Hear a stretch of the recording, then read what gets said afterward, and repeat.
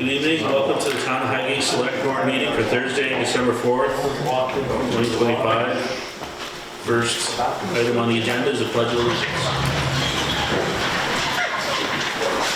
I pledge allegiance to the flag of the United States of America, to the republic for which it stands, one nation, under God, indivisible, with liberty and justice for all.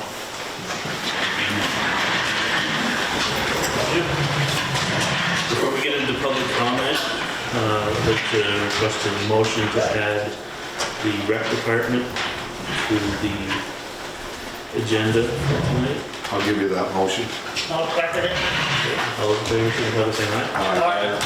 So we're going to place them right off in the select board section.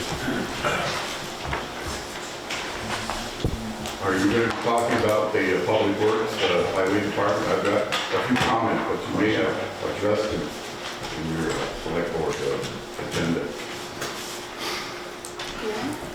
Public works, those are Or do you want me to just ask the question? Under G. yeah, so we'll be talking about that later on. Okay. All right, public comment, Sue. I have just one question. I received a phone call, I'm glad the Highgate Rec is here. They had a concern by the dumpster. I guess it's pretty dark, but I understand, and somebody fell a couple weeks ago, and there's a piece of wood underneath the dumpster. I don't know, I haven't been over there, but I have a call concerning that issue. Maybe Jess could. It was a big dumpster by, The one in the front, yes, where the construction stuff is? I guess so. I just had a call, I'm just asking a simple question because I received a call. And they were wondering if it's gonna be a light there, because it's pretty dark, I understand at night. I don't know, we just added the lights to the front yesterday. Okay. Maybe we can, I'm not exactly sure if there's one more place. Okay.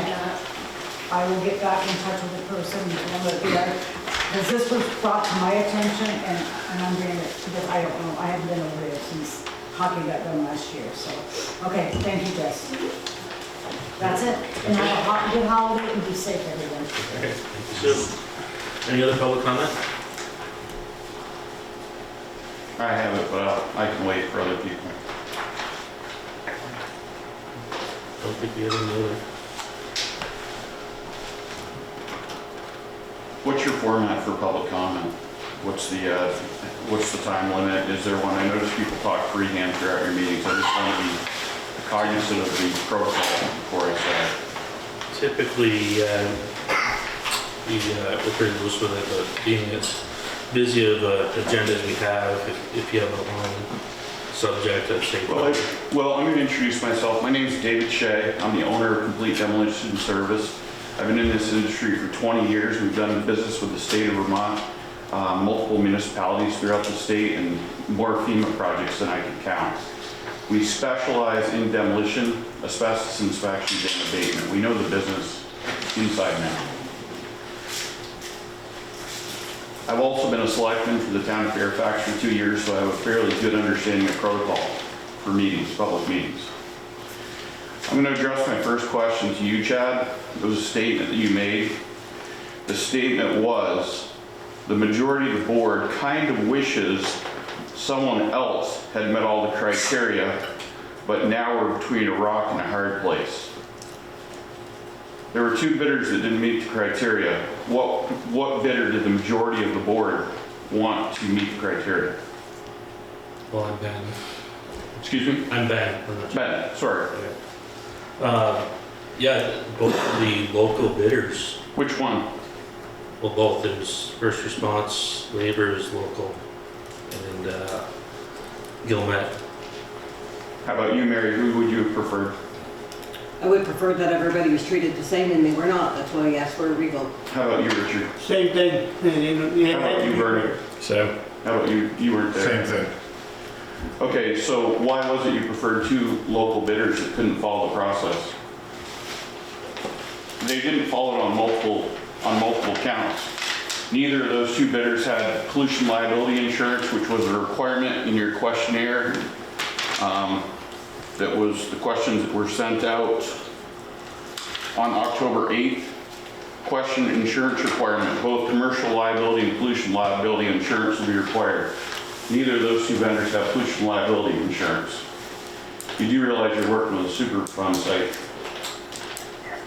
Would you want a vendor that doesn't have a pollution liability policy?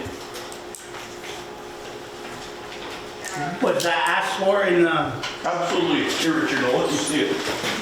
I'm going to leave this with the reporter, so it's part of the minutes. Right here.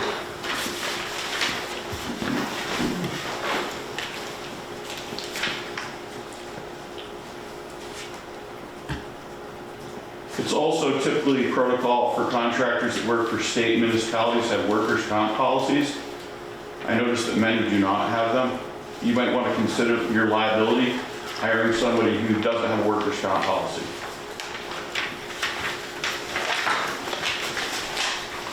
My next question is, in a protocol for a select board, when you have a warrant item, you have to take action, am I right?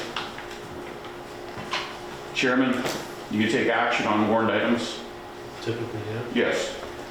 So will the town select board take action on the 1120 agenda item, proposal selection for demo services RFP? Will you take action on that at a future meeting? You can't take it today because it's not a warrant item. You have to re-warn it or have a special meeting. So will you take action on that at a future meeting, Mr. Chairman?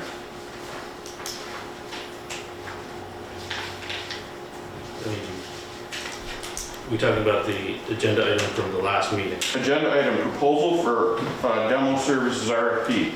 There was absolutely zero. We spent a lot of time, myself, Summit, Apex, First Response, I'm sure Mr. Gilmat, preparing those proposals, understanding that when those proposals were presented to this board, that you would discuss them, fairly vet them, discuss the merit of each one, and make a decision. And at that meeting, I didn't hear any discussion about our proposals. That is, unless you had an illegal meeting somewhere and discussed them, where you made a quorum, you came to a quorum and said, we prefer these other two, but I didn't hear any discussion. What I instead heard was one member, which I will not name, decided to discuss the internal problems with your procedure. And that person stated that you have to have two selectmen at a bid meeting, which is not true. No, I didn't say yes, it was sir. Watch your meeting.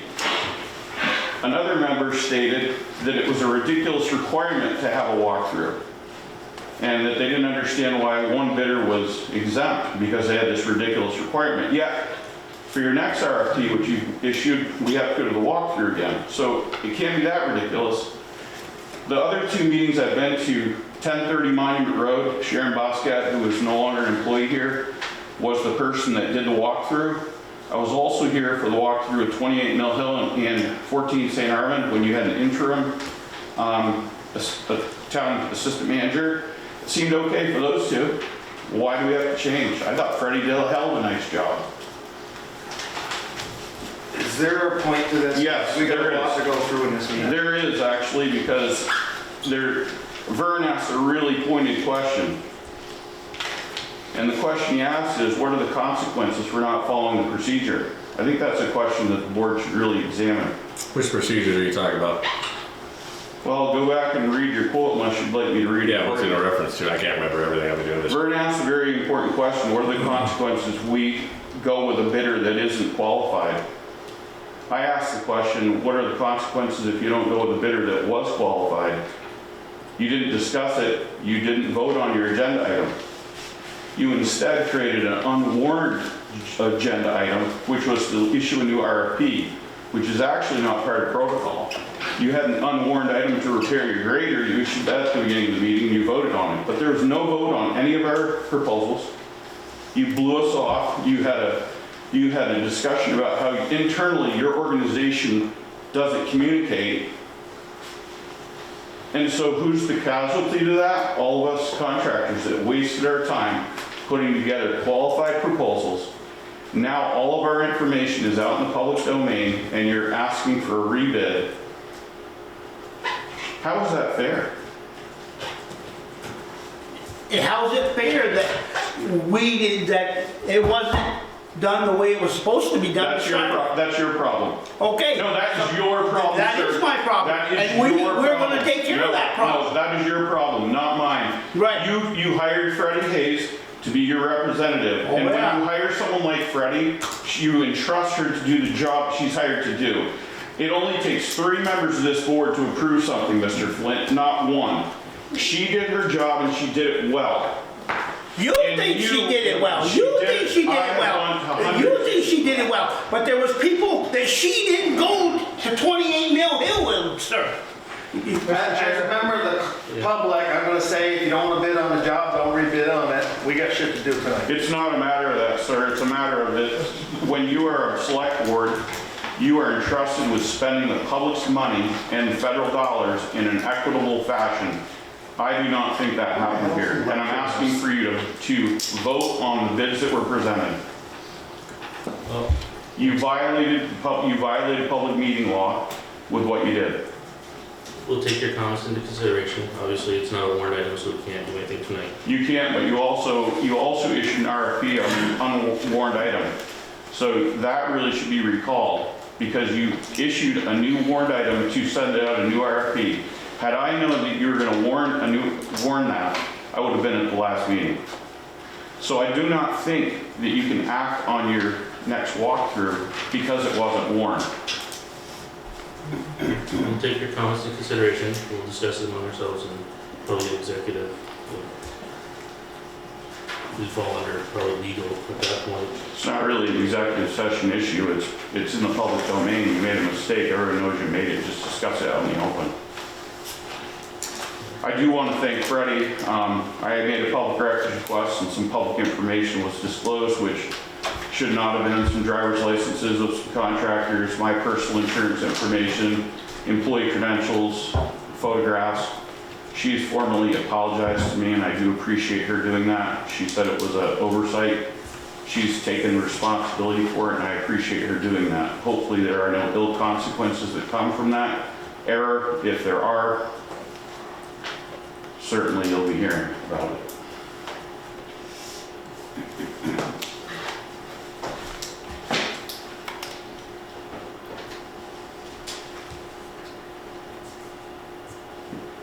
I think this discussion warrants. Is there anything else? Specifically. Would you like to comment, Vern? I do not.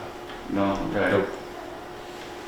Well, yeah, I'll actually make one more comment. When I went to the 1030 Mill Hill, or 1030 Monument Road project, this board opted to not hire low bidders, and they went with the 4th highest bidder. I asked the board at that time why they disqualified 3 qualified bids, and I was not given an answer. I think I communicated with you on that, Vern. Do you happen to have a comment about why that we disqualified 3 qualified bids on that? And I'd what have to the- go back and look at our notes, which I don't have on me right now. Yeah, if I have. We've I have the got email. like 10 or 11 different criteria for picking, and lowest bid isn't always one of them. No, and I have your email here. I can submit that to the public. Actually, Wendy has it. You want to submit that entire email chain that we've been going on to the public record, please, Wendy? Yep. Thank you. Yeah, I'm just going to sit around. I like watching select board meetings, so I'll stay for the rest of it. Sounds good. Great. You're welcome. Thank you. You want this back? No, actually, Wendy's going to submit that to the public record. And I wonder, do we have to ask all these questions again? The same 2 projects, will these be the same set of questions? I would hope so. So these are the questions that were asked for 28 Mill Hill and also 14 St. Aaron. I don't see any reason to ask them again. Any other public comment? Moving on to town clerk, Wendy Disable. Okay, I will be brief because we have a lot to cover tonight. You have 2 sets of minutes. The first set is from apparently the infamous meeting on November 20th. Make the motion to accept those minutes. I'll second. All those in favor? Aye. Okay, you had a tri-board meeting on November 25th with Swanton Village and Swanton Town. I did not prepare those minutes, but I believe you all saw them, so I just need a motion that you have read them and approved them. Make the motion. Second. All in favor? Aye. Thank you. Very quickly, we just have some holiday events. December 14th, Highgate Library and Community Center is hosting a winter wonderland from 1 to 3 p.m. The light parade, Jess, the same day, December 14th. Starts at 5:30. 5:30, line up at The school. the school by 4:30? Yeah, 5:30ish. Or 5 o'clock. Okay, line up at the school at 5, okay. And Skate with Santa, I hear Santa is available. Santa is available on the Okay. 21st at Public Skate. December 21st at Public Skate. All right, and the last thing I just wanted to mention, we've chatted about it before, I just need you to keep thinking about town report and the dedication and what direction you want that to go. We can decide that off camera, but I just want to keep it on your radar so that I can start working with a family or friends of whoever we choose. And that's it for me. Thank you, Wendy. Up next is Town Treasurer Shelley Rush. Ben, I put the check warrant in front of you.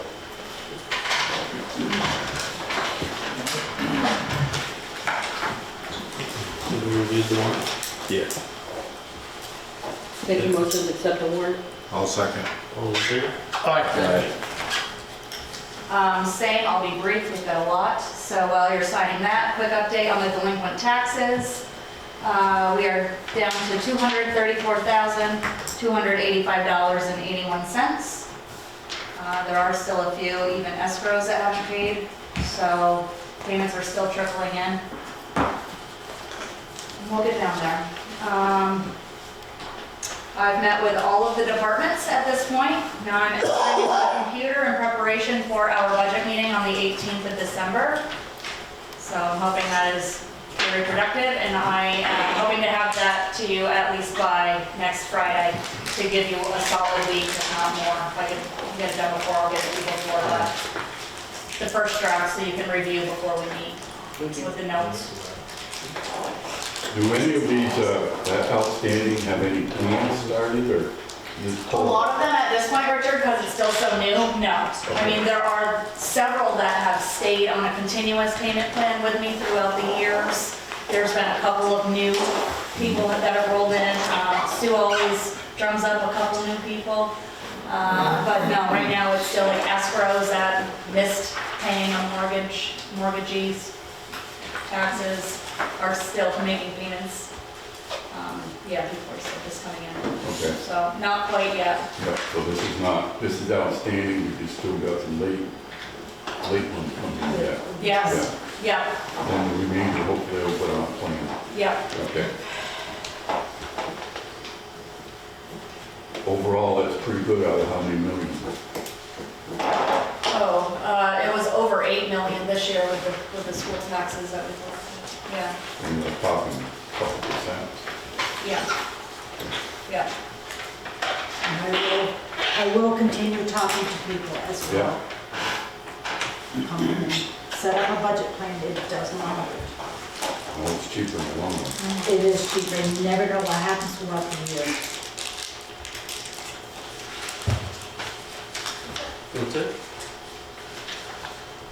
Moving on, Town Administrator Freddie Hughes. So we've had a lot of comments and questions about some various things happening around town, particularly with folks possibly setting up camp in Frog Pond or the Highgate Park and Ride. That is being dealt with. Are we having a tech Yeah, problem right now? we're today. Okay. Because we're a municipality and we do own that park and ride, we do have certain allowances that we're able to do. But again, we're also restricted in what we can do and what we cannot do as a public entity. So just know that we are addressing situations and that we are doing what we can within our legal right. And then we're working on getting the arena open. Slightly delayed, but we're working on it. And then finally, we had a conversation many meetings ago about our grant administrator line item that ended up being split. So I just wanted to officially introduce someone who is working under that line item for the town, but not as an agent of the town. I think I need to be very clear on that. Nate is here.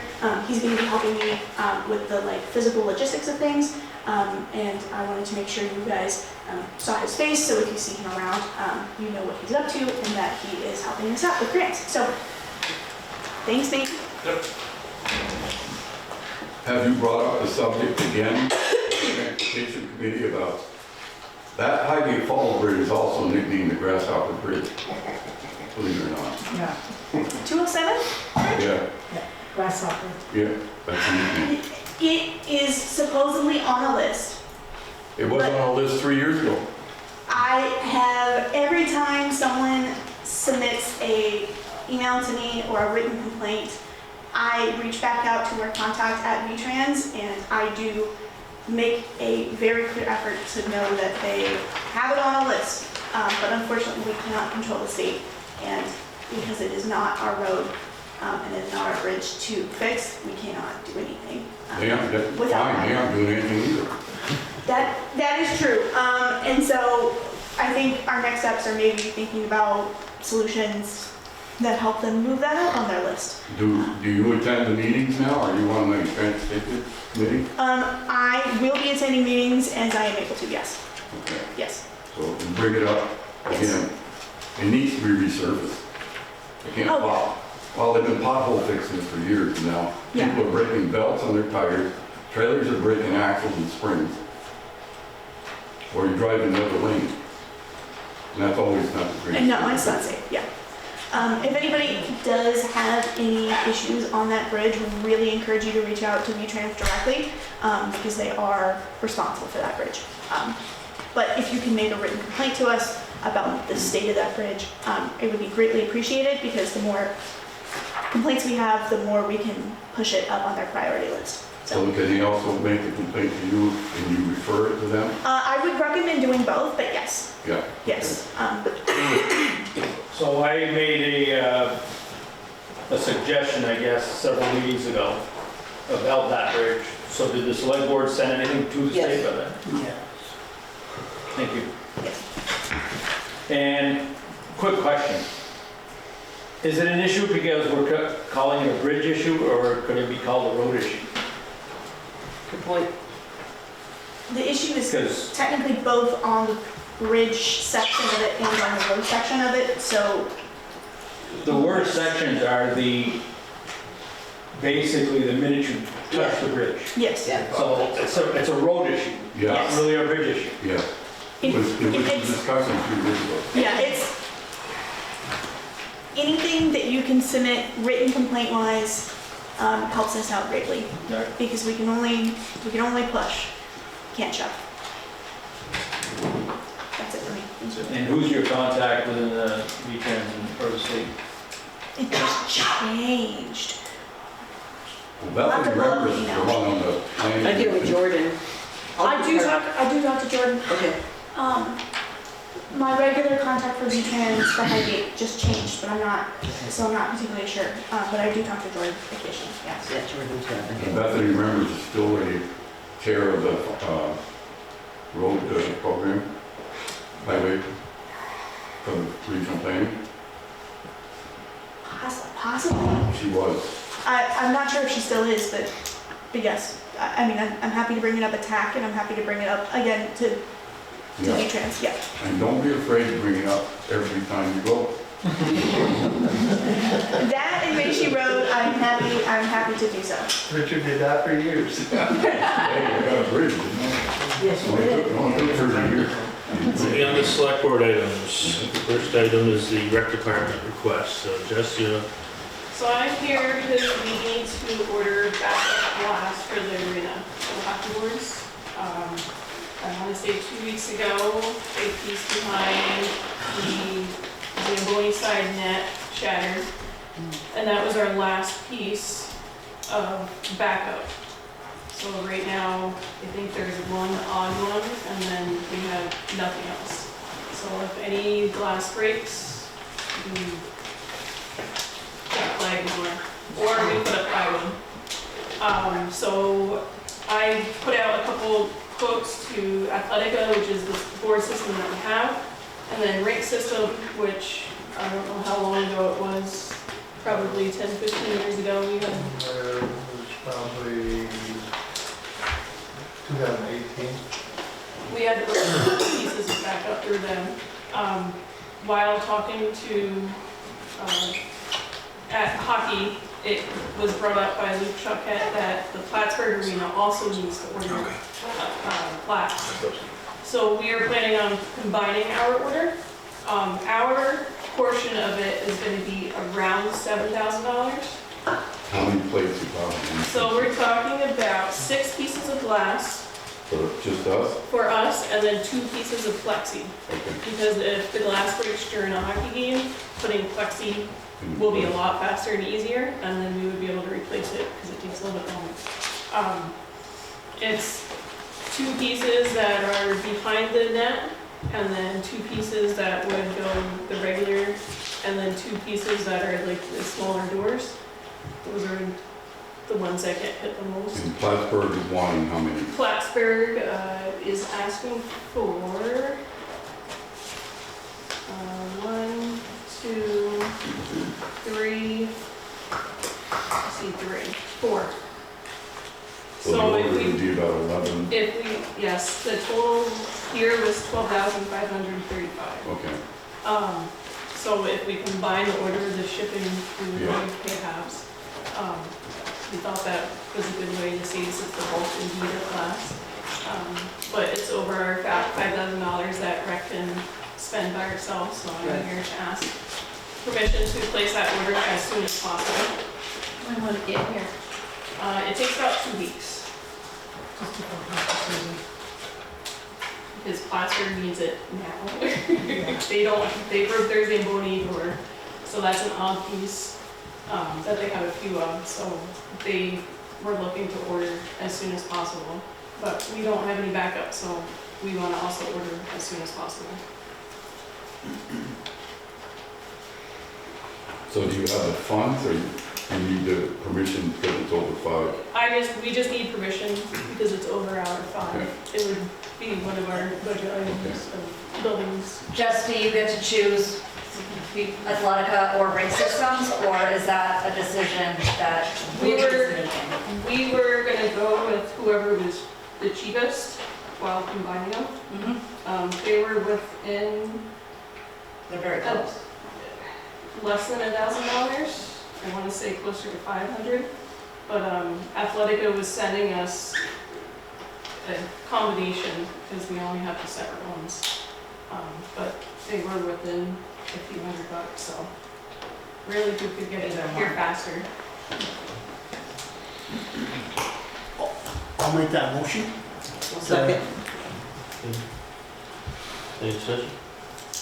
Who was it, Richard and who? Richard here. All those in favor? Aye. I think the rec should be commended on the building and work they've done on the old building and the way they operate. It's within thoughts of how the townspeople like to see it operated, and we appreciate you noticing there's dollars on the end of whatever you buy. And it's being used 12 months a year, which makes a big difference. Big difference. Next item up is approve the 26-27 capital improvement plan. Ben, I had one for rec. Oh, you did? Yeah, with the Christmas parade, the holiday parade, we're looking to change the route to go in reverse of the same route that we've done for the last 2 years, to eliminate some traffic hazards. We heard from the fire department last year that East Highgate Hill is probably the most dangerous for them to block traffic for us. So making all rights instead of a bunch of lefts made more sense to us. Just looking for your guys' approval, especially with fire department here tonight. So would you leave the rink and go up Lampkin and that way? Okay. To So you still be going by the park pond, right? Yep, Yeah, yeah, yeah. if that would be I the know it's- intent. Yeah, same exact route, just reverse. Okay, gotcha. The second part of that is we can't have a parade without having a highway truck for road conditions.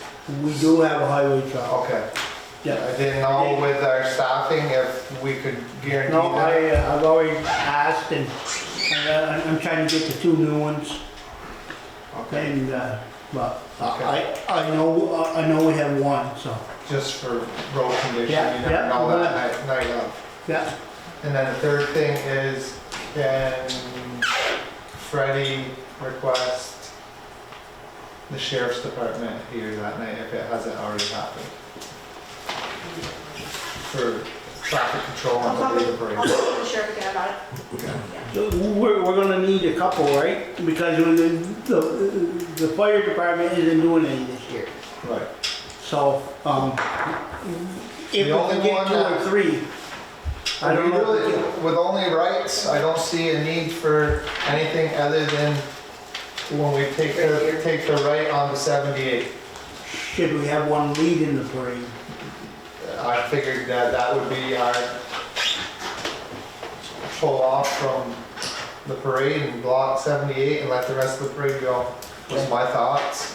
But So it's if so. they can send 2, that's great, they did last year, and they're side by side. Yeah, So if not, so, and we're gonna try to have the town truck lead the parade right up front.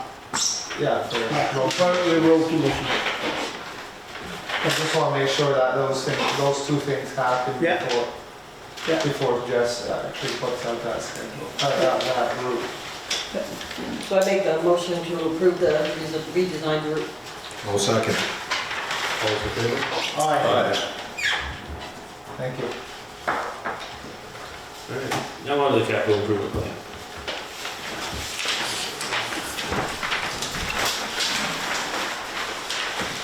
So, go through this. The planning commission is here for you. Yeah, they're here. That road. Well, I guess, so our last 2 meetings, or the last 2 months, we've been working with, Do you guys want to come up front so we can hear you better? or to stand up. Either or. 'Cause if I can't hear you, What? Man.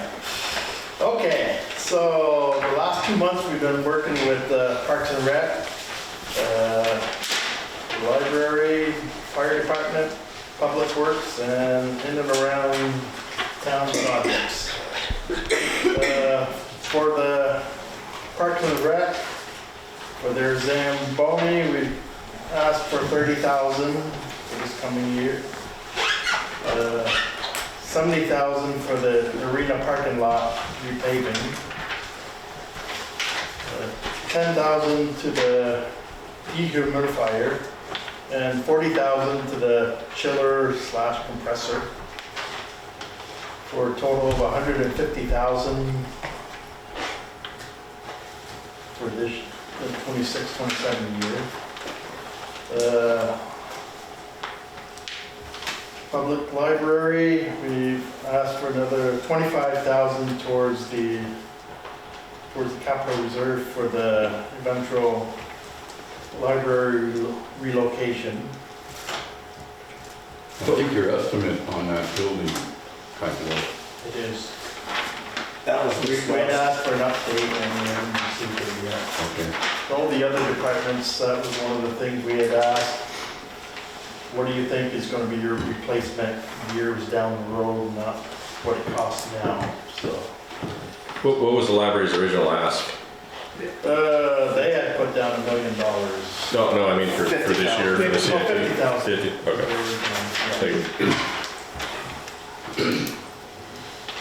The Highgate Volunteer Fire Department, we've got 30,000 for the replacement of fire engine number 1.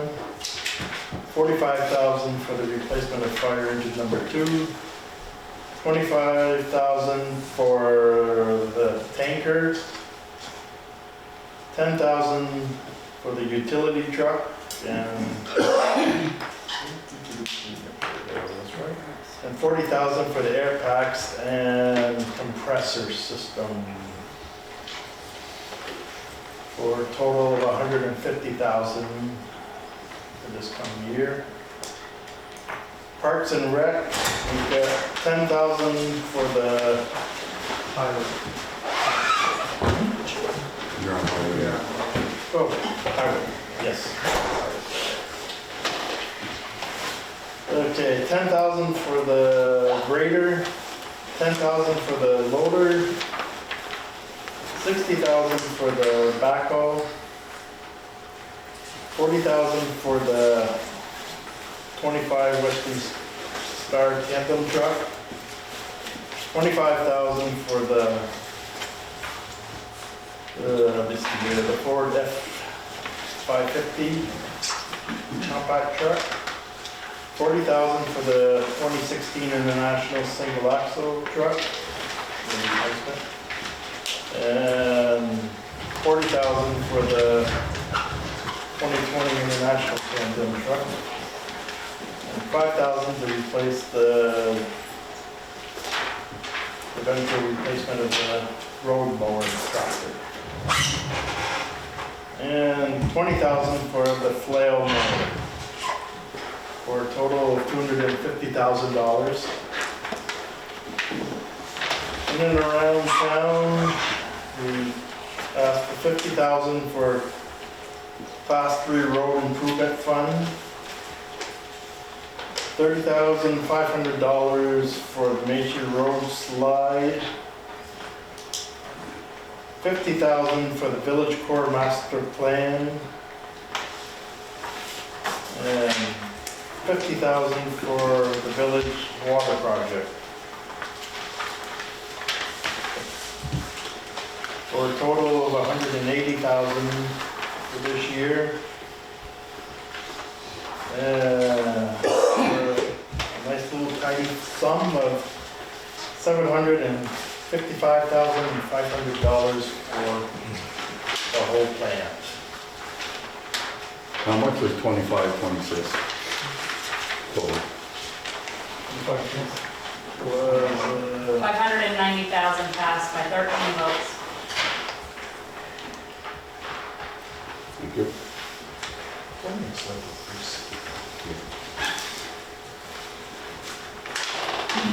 any other questions? The Western Star is gone, correct? Huh? The Western Star, Yes. Yeah. so that line item you got to change it. No, that's to replace the new Western Star. Oh, we got another Western Star? We got another Western Star, and that 40,000 is for, you see it says 2025 Western Star? Okay, yep, We had to push those numbers up because the prices of the trucks, yep. we weren't keeping up with the prices of the truck at 30,000 a year. So, because the requests that I made for in and around town capital projects are not explicitly vehicles or specific equipments in other larger projects. In your packets, I have included basically just an explanation. It's about 2 pages. You should have gotten it. But basically, it goes through every single one of the requests and details a bit more about each project. I'm happy to relay additional information now if you would like. If you have any questions, I'd be happy to take them. But that's just because those are not specific pieces of equipment with lifespans, and I just want to provide more information for everybody.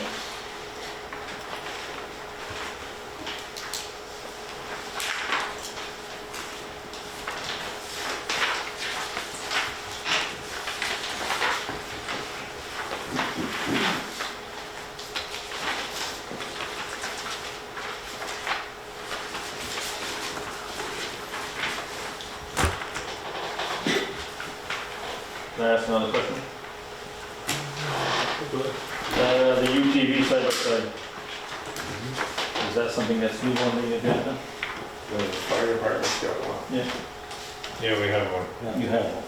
Yeah, we'll just go to this year. wall or fundraiser money.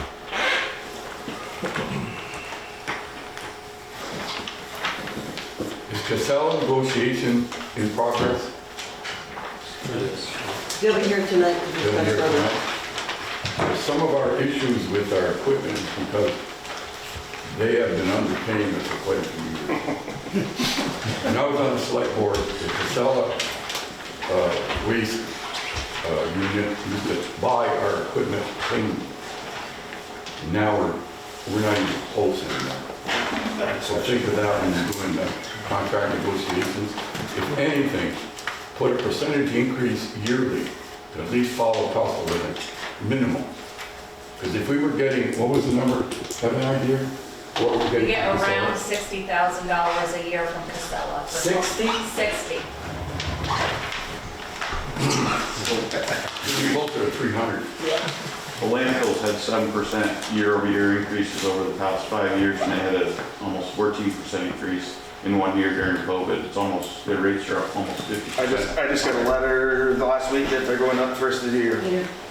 Again. And you're saying, well, we don't have much power? Shut that road and see how quick they get to see it. That's our road. That's our site. They want to play ball, play hardball. Throw at them with no glove. If you want me to attend, call me.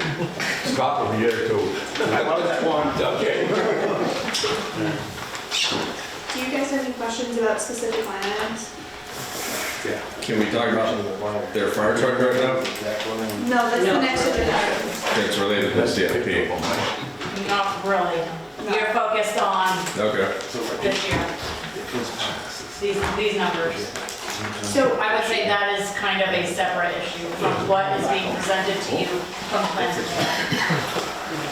So what they have in their CIP now, they are able to use, but it is a separate issue because we're talking about the approved CIP for next year that the planning commission has brought you. It's not about any purchases being made under CIP line items.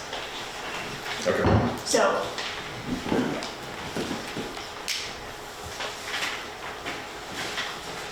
Maybe we should have that discussion before this.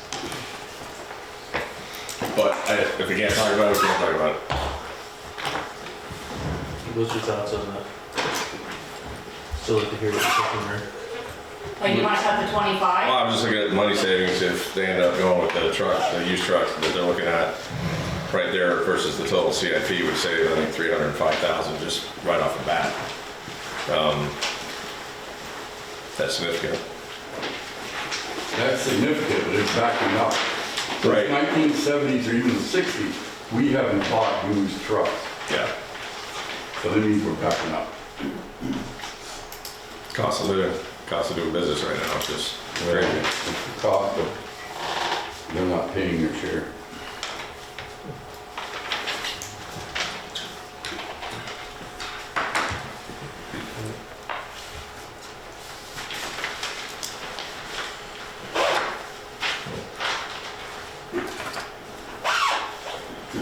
You said it would save 300,000, Vern? I just took the 485 minus, well, I'm sorry, we already have 187 in the fund right now. Yeah, you're only saving Okay, 55,000 if you yeah. pull that out. Okay.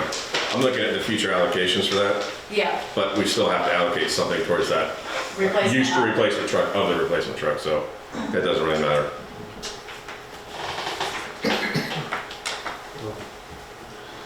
What are your thoughts on the CIP? I think the planning commission's done an excellent job. They put a lot of work into it. They really tried to cut down the cost, but, you know, we're running into the same issues of deferred maintenance, and it's just gonna keep costing us more in the long run. I'm in favor of moving forward with it as it's written. I'd like to talk about the library a little bit. What do you got in the library? Are you folks all in favor of going what the numbers there? I think the library came in knowing that they needed to reduce their number, and their original want was probably 100,000, they came in at 50. The original number was 50. But you've been doing 100,000 each year, haven't you? No, it's been 50. I don't know why it's set for 100,000 going forward. I think because you thought you were closer to actually breaking ground. That's correct. Last year we put in for 100,000 for exactly the reason that Shelley had just said, because we thought we were closer than we are, or than we think that we are right now. So this year, we had asked for 50,000 in that line item, and the planning commission cut that to 25 at their meeting. 50 is what we have asked for historically. Why don't you work with the town to buy that property on the corner and convert it into a library? I think we're meeting with the select board later tonight to talk about that. Okay. Are we making a decision for the CIP approval right now? Is that the plan? Yes. Yeah. Well, having an executive meeting with them making a difference. I don't think it's executive. Not in my It's not opinion. executive. It's not applied for executive. Oh, okay. You can make a motion to table it, or you can make a motion to table the approval of this until the end, after that conversation. But, there's other people here who I think would like to know where they stand, rec, fire, myself, where we stand with our CIP requests, otherwise, and so you can make that motion, but I think that having an in-depth conversation about each section and where you like it, where you don't like it, I think that's important too, to do right now. Mr. Chair, Yes. boy, 165,000 more than last year, and last year passed by 13 votes. Are those numbers correct? I know the planning commission does a really good job getting wishes down to needs, but boy, I don't know how that's gonna pass. I don't know. The thing that sucks about CIP is it holds down everything, and you go back, and like Scott said multiple times, we don't have the luxury of that the school district does to present the same budget back to the voters. I don't know if you want to try it and go back to the table, or there's some hard decisions on your table right now that could be made.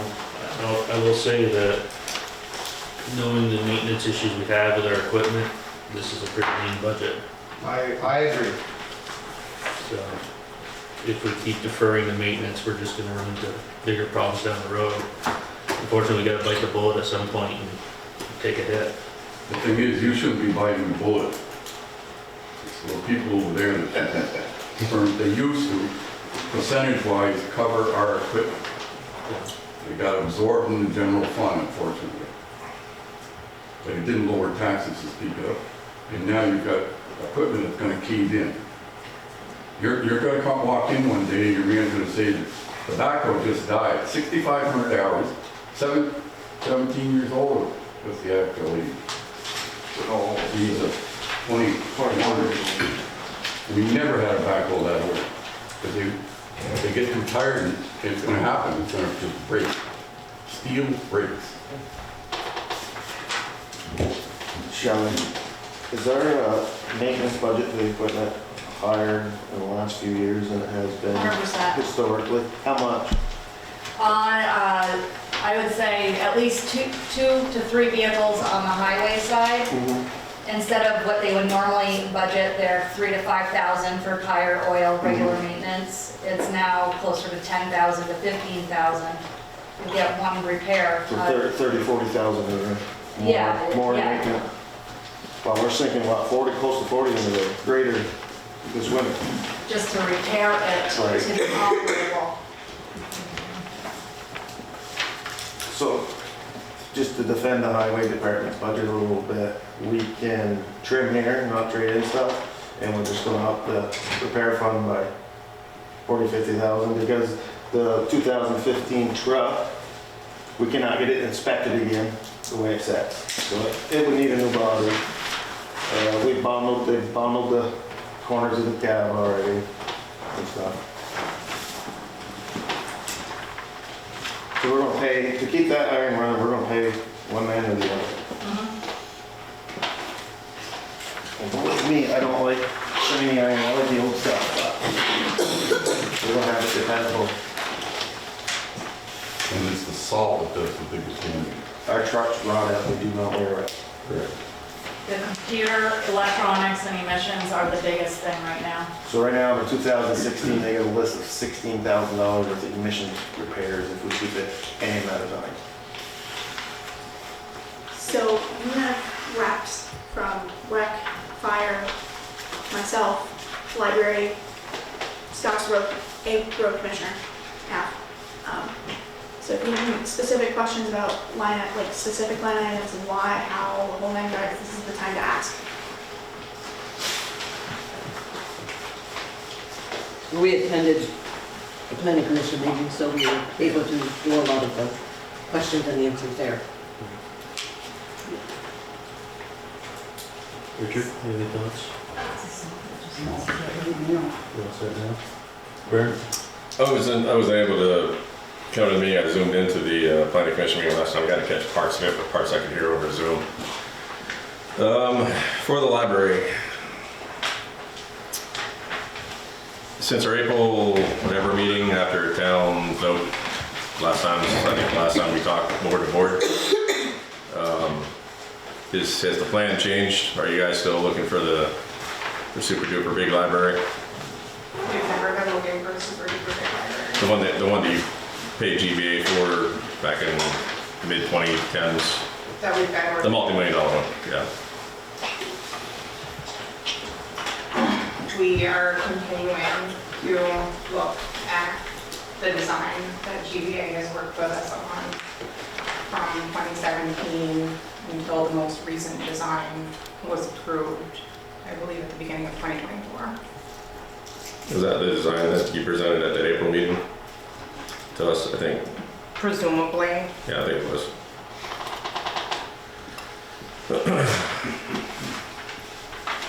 I think I said back then, when I did the math, the amortization table, at $50,000 a year for the inflation differential from the 2017 library to, well, the one you wanted in 2017, if you want to build that, I understand, I think the new one's a little bit smaller. But either way, the cost of square footage building commercial real estate has gone up quite a bit. We talked about that ad nauseum. But I think I said it's going to take at $50,000 a year, it's going to take 95 years to build up to that 2.7 million. So is there a more viable plan other than just putting a little bit of money? I'm not saying a little, it's a little bit of money compared to the total project. I think it's the same answer that it was in April, is that we've been using this CIP as long-term strategic planning. When we began putting money aside into the CIP, we knew that it was quite a few years out when we were going to, potentially be able to build. I think that when we first started with that first feasibility study, the town didn't even own the Nishi property. We were doing a feasibility study on the current library and then looking to see what other options there were. So that's where we started, and we have continued to put money aside in that long-term plan, being fully aware that as that timeline came closer, that it is a real possibility to look into grants for that, which past directors have done. Betsy has just done some work on that this week, but we need from either the town administrator or the select board, presumably, a more concrete timeline before we can apply for any grants. That, I mean, you can't apply for a grant when we're not shovel ready, and we certainly don't even have a potential date in mind for that. What we had heard at the CIP meeting was a request for updated numbers and a request for a timeline. So I guess that I come here tonight looking for some information from those of you in the front of the room for the timeline piece of that. And then, the timeline feeds into the grants, but then also the feedback that I think came from Jack at that CIP meeting was, once we have a real timeline in place, then we can divide that out in a more reasonable way. If the town were to purchase that Foster Thought building, could grants be utilized to renovate it into a library? Then you'd have a building, you'd have a start point, you wouldn't need your shovel. Is that a possibility?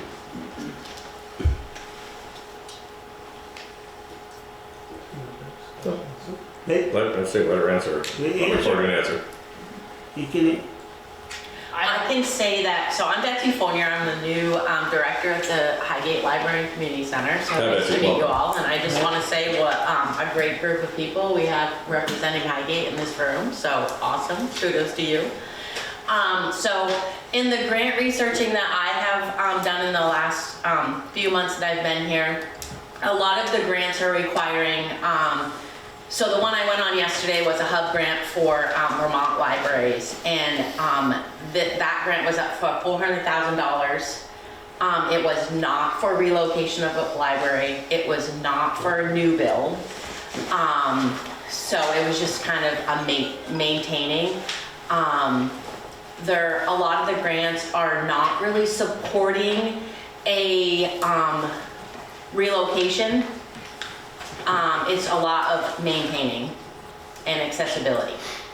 So if we were to purchase the Pause for Thought building, stick our books in our, put you guys in it for a week, then would that make us eligible for upgrading? It's your new library, it needs updating for everything. I mean, food for thought. Right, exactly. And that's an avenue that obviously we can research, but currently the grants, no. And I think that it's also, pertinent to this conversation, the same thing that we were just saying about the trucks is continuing to put things off and then ending up with a bigger cost down the road.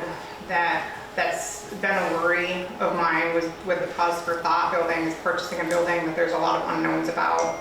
And I know that I had some questions when we met with you in April about if you had plans for a feasibility study on that site so that we could know some of those answers. It's difficult for me to get behind and support the purchase of any building when I don't know what all of those other costs would be.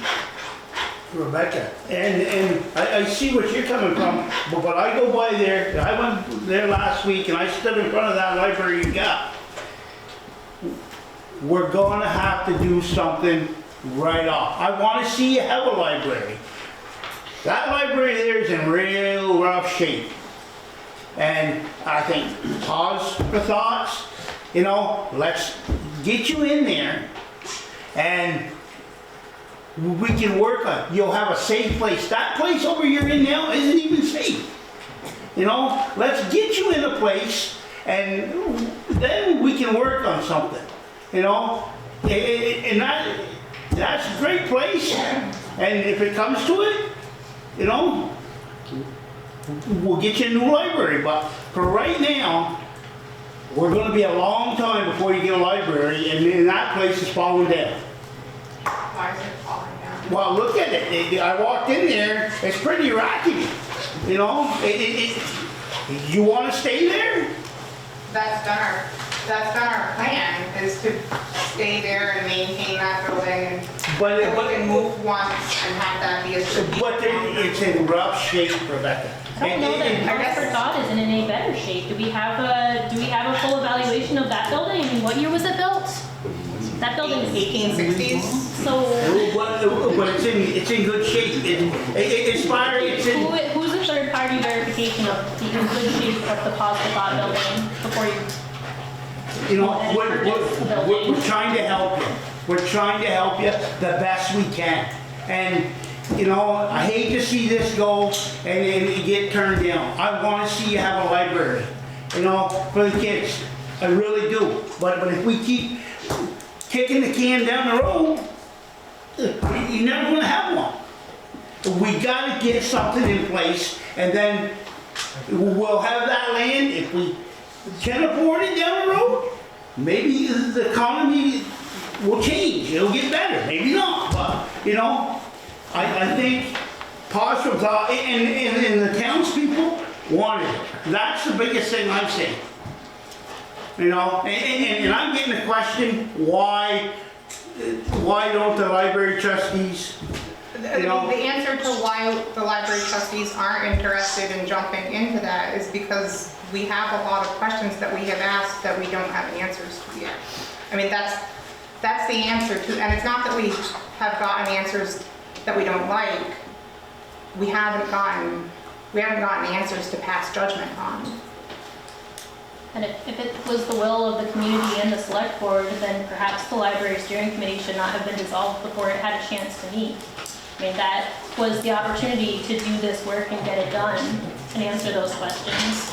But the question was also asked by Vern, if the steering committee comes back and they say, buy pause from thoughts, one of your members said, it's still gonna be no. So why go with something like that, Amber, if it's still gonna be no? Why put all the time into it if it's still gonna be no? You know what I'm saying? I mean, that would have been the opportunity to do the due diligence and the research on the opportunity here. And the select board made the decision to dissolve that committee before it even got started. Right, and because the question was asked, if it came out that it was going by Possum thoughts, would your mind be changed? And I stood right there and I heard one member say, no. That's why we stopped it. Because it felt like to me was that no matter what we did, it's going to be one way. And why go to a meeting for an hour and a half, 2 hours once a month, and if the outcome's going to be no anyway, you know? That was my feeling. I think it seems like you're pretty set on moving it forward, so if moving it forward is the direction you want to go, then you should have the answers and all of the proof and research to present to everybody at the table regardless. Well, it's the right choice for the town, I mean, regardless of what that person said. It's the right choice for the town to have all of that information available. Yeah. But the information was available, wasn't it? No. Because I saw a plan and everything, and You're talking about the feasibility. oh, the feasibility. But I thought there was one of those done when Sharon was here. No, there's never been a feasibility done on And Foster. there was really no information when the community voted to pass Article 5 or whatever to explore this. There was, even at that time, there was no information about the purchase price, no information about the renovation cost. There was no information to base any decisions on. I'm wondering whether when we get together as two boards together and we try to get and we have a feasibility study that I believe that the board is open to looking at that feasibility study and trying to make answers smart community answers once we have that information. I think, I don't wanna talk to the rest of the board, but I think, I'm open to, you know, that information.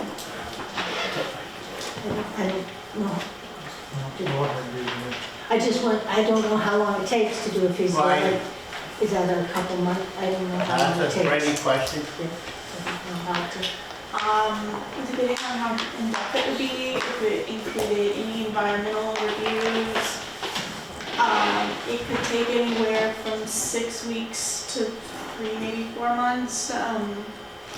Probably $15,000 to $25,000 for that, depending on who you go through. That would probably be bid out. Because of the cost. I bet NRPC, they're not on here, and I'm not saying whatever, but they do a lot of those kinds of studies and work for us, so I don't know. I could reach out to them and ask. But then the question is, who would be paying for it? When I sat in that meeting at the library, that was the sticking point that I can remember, is where the funds were coming from, a feasibility study, for a feasibility study.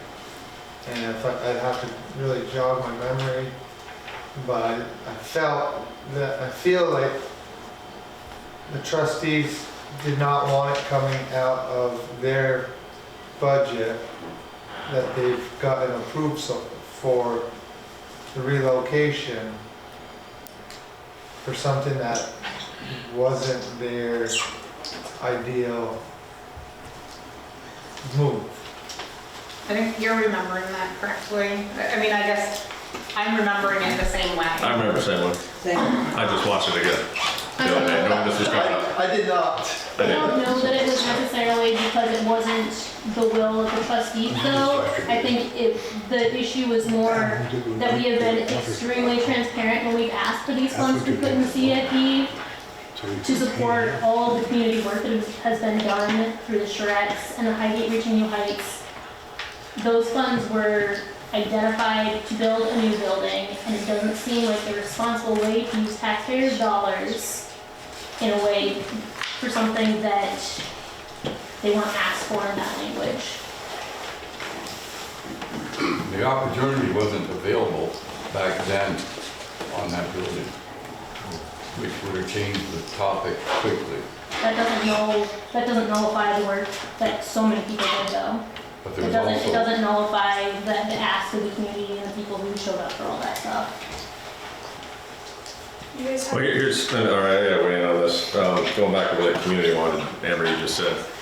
Community voted, they wanted us to pursue the purchase of the library or the purchase of Phosphor Thought as a possible new home for the library. My big thing comes around to this, and like I said, I watched the meeting the other day again, the highlights of it. The issue I got is that the town voted one way, and I asked at the very end of our 45 minutes of going round and round with you guys, I said, are you ever going to consider Pause for Thought as a new home? And the answer from Rebecca was, I've told you before, no. That to me was a middle finger to the voters of the town. But Vern, I guess how I look at this is the select board asked the question. The voters said, yeah, we're interested in exploring that. So what has this board in the front of the room done to explore that and to fulfill the wishes of the taxpayer? This is not on me. Did I support it? I did not. But you heard from the majority that it's something that they were interested in, and you can't put on me. What majority? I've got you on tape saying it. I'm not saying I didn't say it. It's semantics at this point, you said it. So I'm not saying I didn't say it. I am saying that you heard from the majority of the taxpayers. They asked you to look into this. And so are you saying that you didn't look into it because I didn't want to? We killed the LSC because you said you weren't interested in that. The whole purpose of the LSC was to get you into Pause for Thought. That's why we killed the LSC. Just like Rich said, we're not gonna waste our time. If you don't want it, we're not wasting our time. I was under the impression that the goal of that library steering committee was to assess what was a viable option, not to pigeonhole the library into one option that had already been decided was the best That was option. the only viable option I see. The other one is 95 years out. That's not realistic. At the current rate that we're putting money away. And we're not gonna put, as long as I'm on this board, there's no way we're putting more money away for the library. We've got other bigger needs like fire trucks, stuff like that get more foot traffic, have more of a need. Hate to say it, yours is a want at this point, not a need. So I'm gonna go ahead and if I'm opting for $0 this year for the library, $0 for the CIP.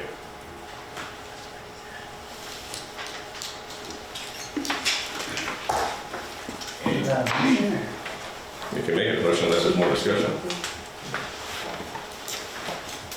Shelley? What? I have not done this. This is, as a person, I don't know. This is, So making you can- changes. I don't think you need to make a specific A motion specific about motion, each correct. item, but you would basically, at the end of this, when you go to motion to approve whatever version of the CIP, you can list out the changes and basically make the motion as the affirmation changes we approve for the CIP. Fair enough. I got a question. Yes.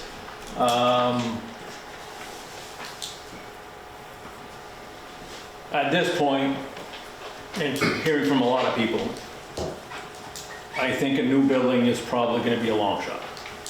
Okay, this is, at the same time, I voted for looking at Hospital. But at the same time, I was kind of asking the same question. I would rather not buy another piece of property that's gonna be a thorn for us. So, in my opinion, I'm asking you guys to do some homework to make sure that if we were to purchase that, it's gonna fulfill what we're hoping to do with it. Rather than it be another cost, a long-term cost for us. What you're asking, Henry, it would be if we're not going to consider it as a library. Is that what you're asking? To me, the only reason you would purchase that property, I think, would be to put the library there. Am I correct or incorrect in saying that? But they don't want it. So at that point, Okay. we're looking at purchasing for something else if we're going to consider. I don't think we considered it for anything else other than the library. I mean, some ideas have been floated I around. would agree with that. Like a first responder lounge and I mean, some other stuff. And that's what I'm kind of asking the question. Yeah. As far as I'm concerned, from what I'm hearing, the only reason you would purchase that building would be for the library. Yeah. That's what we put on the ballot last year. Yes. So, yeah. So you did get confirmation from the voters that they were in favor of that. What I'm asking is, I voted in favor also, but I was hesitant for the reason of, I don't want to buy something that isn't going to fit the bill. Agreed. So We don't want another major property. I'm hearing that they're asking probably that same question. And I'm saying that would be a good answer to have for, I think, all of us before we do buy it. And then Henry, I agree with everything you're saying, and again, we haven't, since we had that meeting, we've kind of put that on the back burner, you know, we haven't even been looking into that, you know what I'm saying?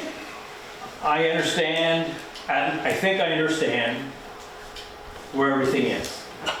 At the same time, The obligation to the voters is there. I think you are the leaders that need to bring this forward, if it's gonna move forward. So it sounds like you need a feasibility study. Yes. And I'm not a big fan of spending money just to spend money. Right. But I think that answer, that question needs to be answered. If it's not gonna work, why buy it? So when we did the walkthrough, we did 2 walkthroughs, I think. Yeah, we did 2. The first time, it was all kind of nah, we can't see it, the floors aren't even, you know, it's a stone basement, and portions of it's old plumbing, blah, blah, blah. And then the second one, we walked through, some of the trustees and some of the other townspeople saw it, okay, there is potential here. And that's where it ended. But our thought was with this library steering committee was if the trustees don't want it, we're not gonna waste time on a feasibility study, because that's what the article was about, was purchasing that property as a future library, not anything else. So that's why we didn't do a feasibility study. If we looked at, I think other than like if that had been worded differently, is just purchase the property in general, then I think a feasibility study would have been done. But the primary folks that we had hopefully wanted to go in there, don't want to go in there, we can't force them in there. We didn't do a feasibility study. I understand that. So the question is now, do we do a feasibility study with 4 months left until Cheryl decides to sell it? What's our, I mean, we don't have time in this meeting to talk about it, but what else are we gonna use it for? That's. I guess I'm asking, do you agree that you probably should have some sort of feasibility study before buying property? Oh, absolutely, absolutely, yeah. So, yeah, I'm happy. Yeah. No, we weren't gonna buy it without one, without, you know, a feasibility or an inspection or anything like that, no. Yeah. I think no, I'm not saying inspection, I'm saying feasibility of it being a library. Yeah. We're on the same page here. Yeah. It should be doable in 4 months. Question is, what line item are we taking the money from? And who's doing it? Is it the library and the library trustees and the director starting that process, or is it me and the town starting this process? You need to make this decision, like, So- you need to have a conversation. So what did you say that feasibility study would cost? 15,000. 15 to 25, so right now we are paying $19,000 for the water feasibility study. That feasibility study is much more in-depth and includes, we've been working on it since July. So that's $20,000, but it's also it's a specialty sort of, it's not, they are looking at the different existing options of the water system, and it's also going to be used for backing up grants. There's a much larger scope of that feasibility study being done than, and it's a very different one, but we're paying $19,000 for that, which is $1 right now. That's funded by 2 grants, so you're only really paying $2,000, 2.5 is 19 total, and we get 17.5 from grants, so you're only paying $2,500 for that, which is fantastic for a feasibility study. It could be anywhere between 15 to 25. It could be more, it could be less. You would when you send it out for bid, or get quotes or anything, and you would have no idea what it would take in terms of time until you get bids, quotes, the whole 9 yards of that. And then also the secondary part of it is how extensive you want that feasibility study to be done. Does that include a traditional inspection? Does that include a federally compliant environmental study of the entire property as it sits today? There's a lot of different things that could go into a feasibility study at that point, but that would be a decision that a decision would have to be made about what you would want in that type of feasibility study before you would put it out for bid, quote, any of that. And that would also change the timeline. There's a lot of different options. So 25,000 would cover it? You think? I don't know. That's a guesstimate based on the feasibility studies I have worked on in the past year and a half. It depends on the size, the scope. Are you putting different pieces together? Do you have other specialties going in? We paid for our structural analysis of both the Michi property and then also for the arena for the roof because it was necessary. And that costs, we paid $3,500? We paid $3,500 for the roof structural analysis done by an engineer. So if any of that is being done, that goes on top of the actual cost of the feasibility study, that would not be included. So it's like, what components of a feasibility study would you include in it? What would you not include? You would probably be best going out for bids, quotes, talking to NRPC because they do a lot of those. It is not something that I have like a clear estimate for you right now because I've never been asked to price out a feasibility study for that property. Do you think there would be a grant opportunity for any? I think so, yeah. I think I don't think we've ever done a feasibility study or a municipal planning of any It sort could be a without municipal grant planning assistance. grant, it could be, well, it could be a municipal planning grant, it could also be SCIDC, so they just changed the name now. Franklin County Industrial Development Commission, they just changed the name though. They are actually providing $10,000 of our current feasibility study for the water. They're paying for part of it, so there are opportunities both locally, state, and nationally, but that would also take an additional probably 6 months from application to actually having the funds released and starting on that feasibility study. So the fastest way would be to go through a line item with existing cash. But again, who is responsible for that? And what line item is it coming out of? Is it coming out of the CIP? Is it coming out of a line item in particular? Are you putting a new line item in? The question we need to ask is, are we gonna meet the deadline for the sale? If we're not gonna, what's the sense of doing it? Can this be done in 4 months? It would not be responsible for me to tell you yes or no. There's no I don't guarantee. know. There's no guarantee. There's so many different factors that I could not, in good faith, give you a staff recommendation of yes or no on that. The other question, where would this money come for? The auditors would say the library would pay for it because it would be for the library. Okay. So then it would be run through the library and that would be their project to do, yes. So,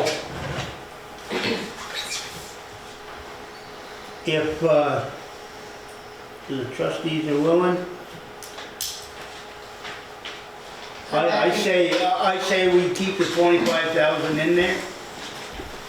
And keep the 25,000 in, and when we do a study, we'll take it out of that.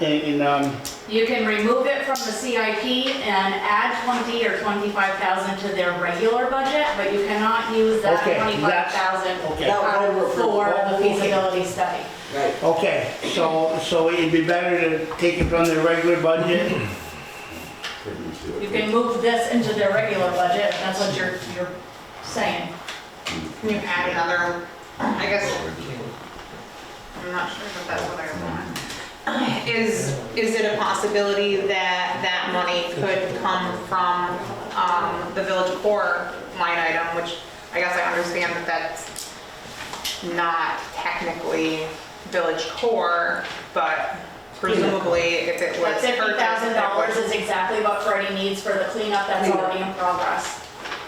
So all of the, and you had a question about village core earlier that I can absolutely address information wise. But isn't there 80,000 in the capital Yep, so reserve she for needs that? $50,000 more for our match of the cleanup. So she needs 130,000. Yes, so between the two, so in terms of the Main Street project, so the Main Street property, so I call it the Village Core Cleanup Project because it's a part of the Village Core Master, like the whole 9 years of that. So in terms of timeline, we are about to get a grant agreement in for the abatement process for that property. That abatement process will be taking out all of the contaminants in that property. There is still a question of the soil remediation part of it because some of that funding, it has to come after we get an acceptance that we are still waiting for the state. But basically, we within probably 6 weeks could start that abatement work. Anytime after that abatement work is done, you can start the demo. Once you have a contractor for that, that'll be, we're expecting to be about $80,000 to $100,000, which is doable within your current line items and CIP. The $50,000 is that local match for all the grants that we are receiving between the abatement and the soil remediation. That's a 12.5%. That's in actually your staff explanation of the CIP request. So that is within weeks of reach. I can't say for sure just yet because we still have to get that scheduled. And until then, I can't give you an exact number. But that $50,000 is it is exactly what I need for the local match on it. And the current amount would cover basically all of the demolition costs, plus or minus some, based on whoever you pick in the long term. That covers that entire project, and that's why my request is 50, and then there is no more request for that property after, because that should be the end of it. Once that soil remediation is done, that is new, clean backfill land, and that is basically once that's in, we can start the process of having that conversation with Cathedral Square about actually purchasing, because that property has to be clean prior to purchase. And prepared, and when it says prepared, it means it has to be able to be processed, and processed means clean. Long story short on that. And then additionally, you have a pretty clear wastewater project timeline that also ties into all of this. This summer, we're hoping, if not like sooner, we could start construction on phase 1 of the wastewater system, which we do have grants covering. And so all of these projects together, we do have timelines for, we do have active grant agreements for that we have timelines on. We have a various amount of information regarding the 14 Saint Armand property, where we do have timelines and we're ready. We are just waiting on state approvals, and we work on government time, but the state works on government squared time. So sometimes we're just waiting on approvals, and that's where we're at with both wastewater. We're at the 90% mark, so we've already submitted everything. We're just waiting on final comments. Once those final comments come in, it'll be weeks in. It'll be weeks before we submit our final plans. That will be also going to the Planning Commission. Don't worry, Planning Commission, you're not being left out. And we're going to be working on the wastewater ordinance continually.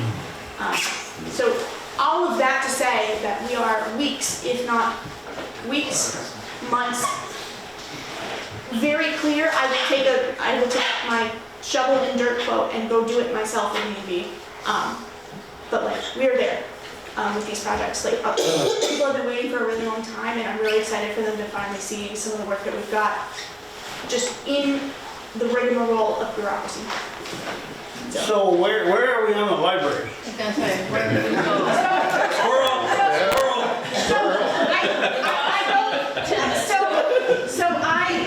I go off on that. I go off and explain all of that in extreme detail to say that in terms of timeline for them, the property should be clean and clear by the summer, if not by the end of summer. That's a very reasonable. But there's no water. Right. That's yeah, but that's not the problem.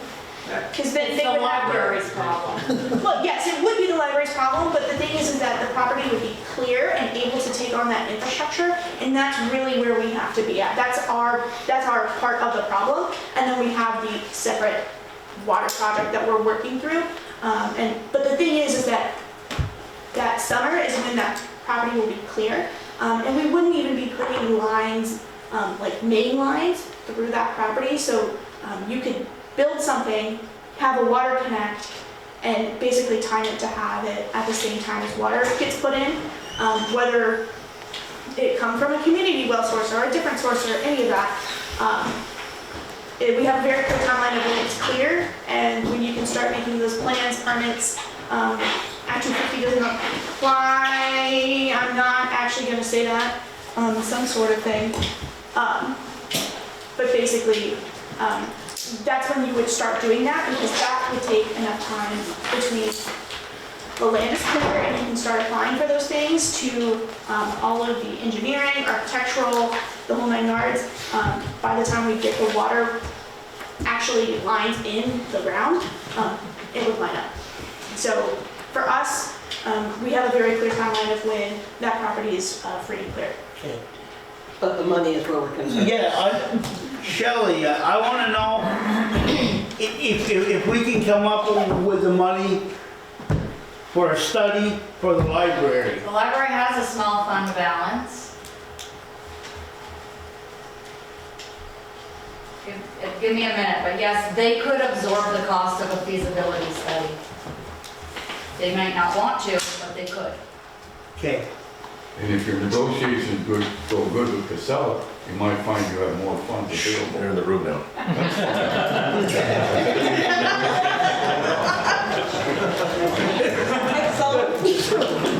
We own it, yeah. So I would just recommend from a staff perspective that because the library trustees are elected, you could give them that extra money, but you could not make them do anything. And if we do a study, you also cannot make them do anything because they are independently elected.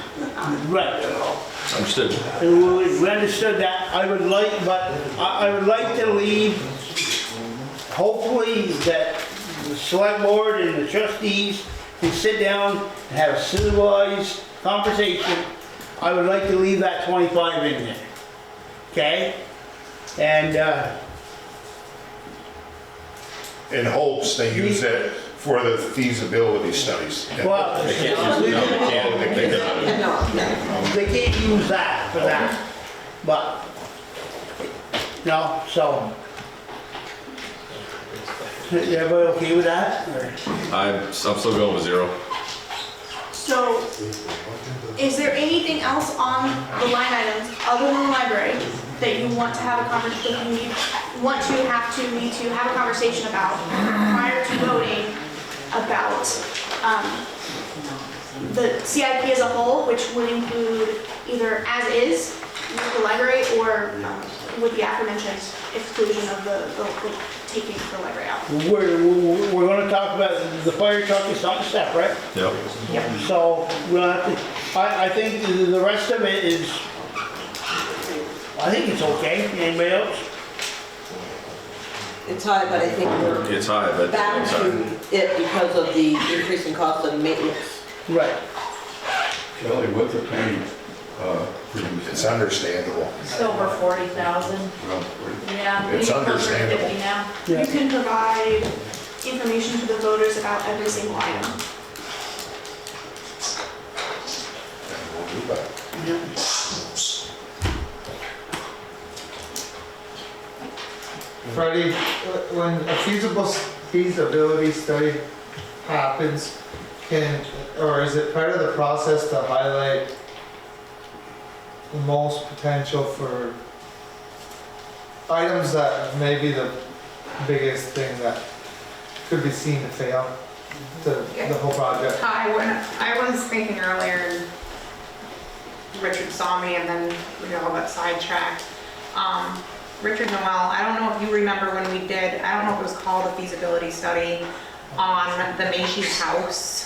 The village board did that study, and at the time we thought it was relatively thorough and it gave us that information, Ty, but then when we got that back, we realized that there was more questions that we had, like if we needed to upgrade the electrical, and this was for the Macy house, you know, what would be the cost of that? And it broke out what would end up. I believe that it was Arnold and Skangus that had done that. Yeah. But it broke out kind of those greatest risks and a potential cost associated with remedying that. And I think that would be something that's really important to have if we do this. I think if we didn't include that, it wouldn't come close to answering all of the questions that should be answered. I'm not sure if that's what you're asking. So what I was asking, and just knowing what I know and no more than that, is the first thing I can see that's going to be to shut down the whole project is if the water source that Pause for Thought uses currently would not be passable for a new municipal building, then we stop the whole feasibility study right there, because Or the wastewater, those were the two that I was thinking of. right, why continue to spend money So, at, Well, I'll explain why, because Henry brought it up. Maybe we're going to consider it for something else. And there's possibilities when the wastewater and the water system come in, to connect to that. Which, if we're gonna use it for something else, this has been floated to take the CIP money that we put towards the library, the 325, plus Richard's 25 this year adds up to 350, reallocate that towards the pause for thought building that does not include the use of the library. I did not say that. No, you did not say that. I'm sorry, you did not say that. You started that conversation. I thought you said specifically that that was not on the table, What's that? using that, the town purchasing that building for anything else. This year it's not. But we got a vote coming up. We can put another article on there because people have floated that idea too. The people floated the idea of taking the 320 or the what would be 350 from your CIP and putting it towards the purchase of that building. So we can have more conversation about that. So Freddie, the answer to my question, or was it clear enough?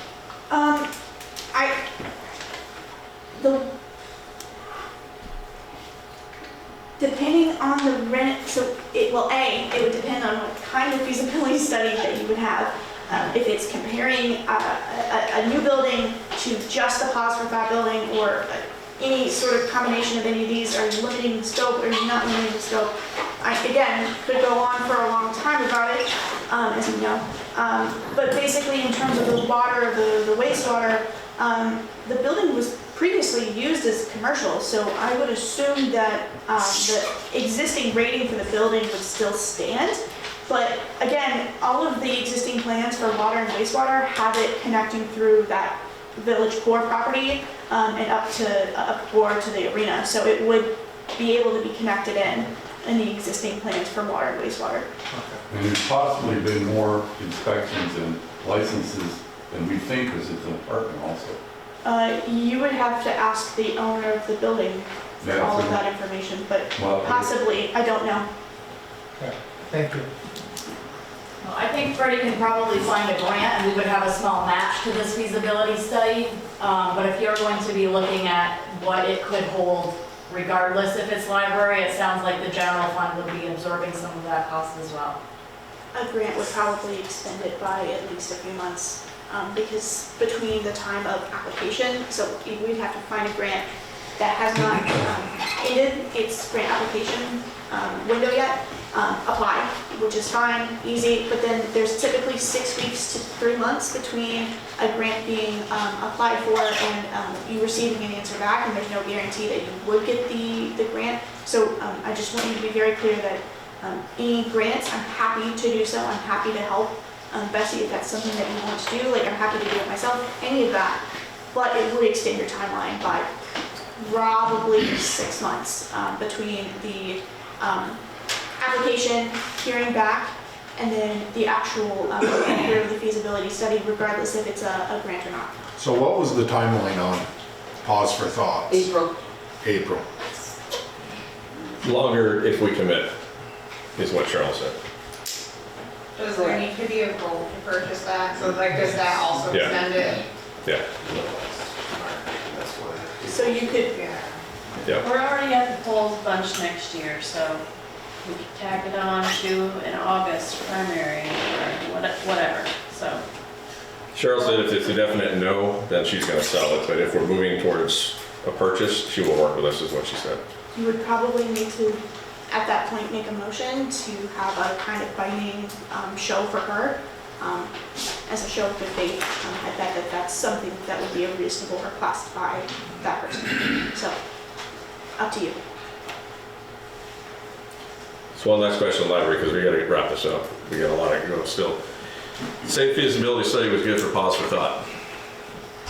And it checked out, you got green arrows, thumbs up on everything. Would the library be interested in moving into that property? I think that our board would have that conversation at our own meeting before we brought an answer to the select board so that we could be unified, because that's how we work. Okay, I still stand at 0.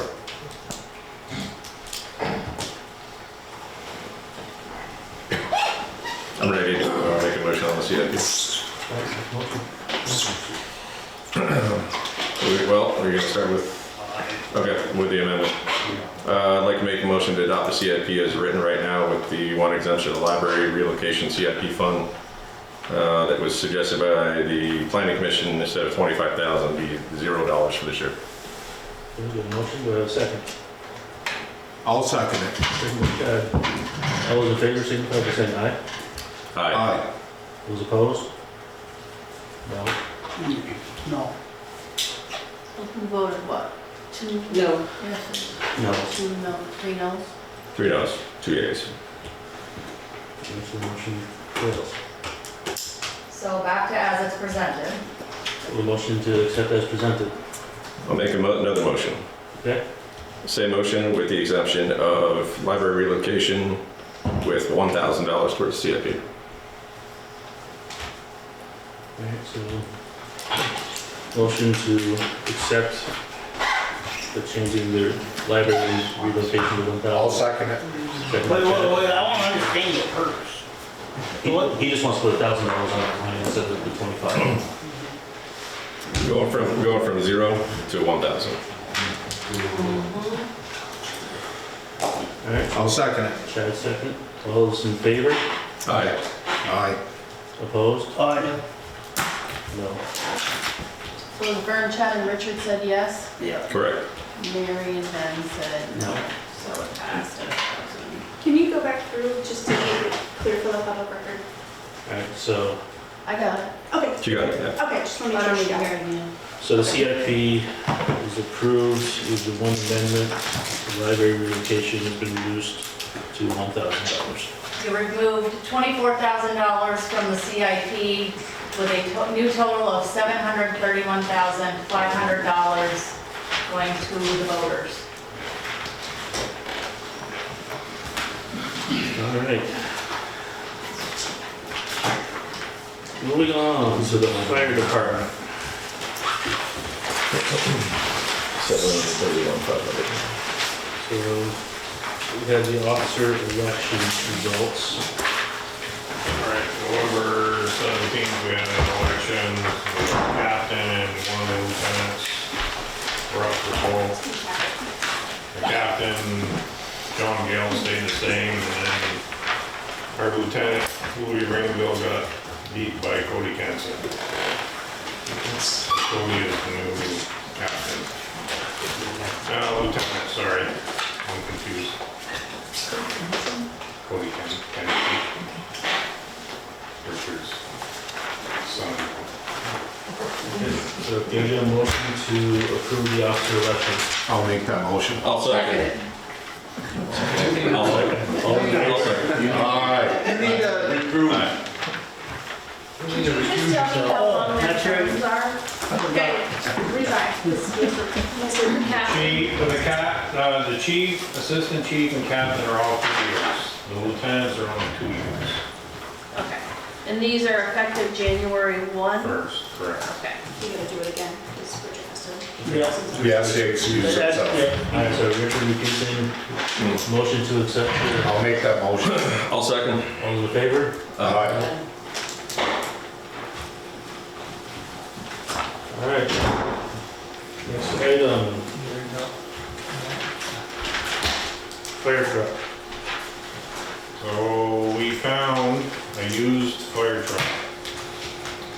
The 2007, which we should have got the information on. Yep. For, what was it,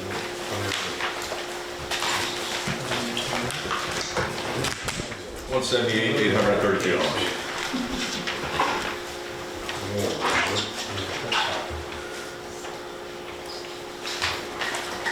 For $178,832, well, in US dollars. Refresh my memory, how much was the new one before, like? 420. 590,000. Okay, well, okay. But it would have been that, right? It would have went higher because we didn't meet the. Exactly. Okay, So you would talk over 600,000, Okay. Look here. This is to replace what? the tanker. The 98 tanker. So this has been all refurbished. And the number again is reasonable.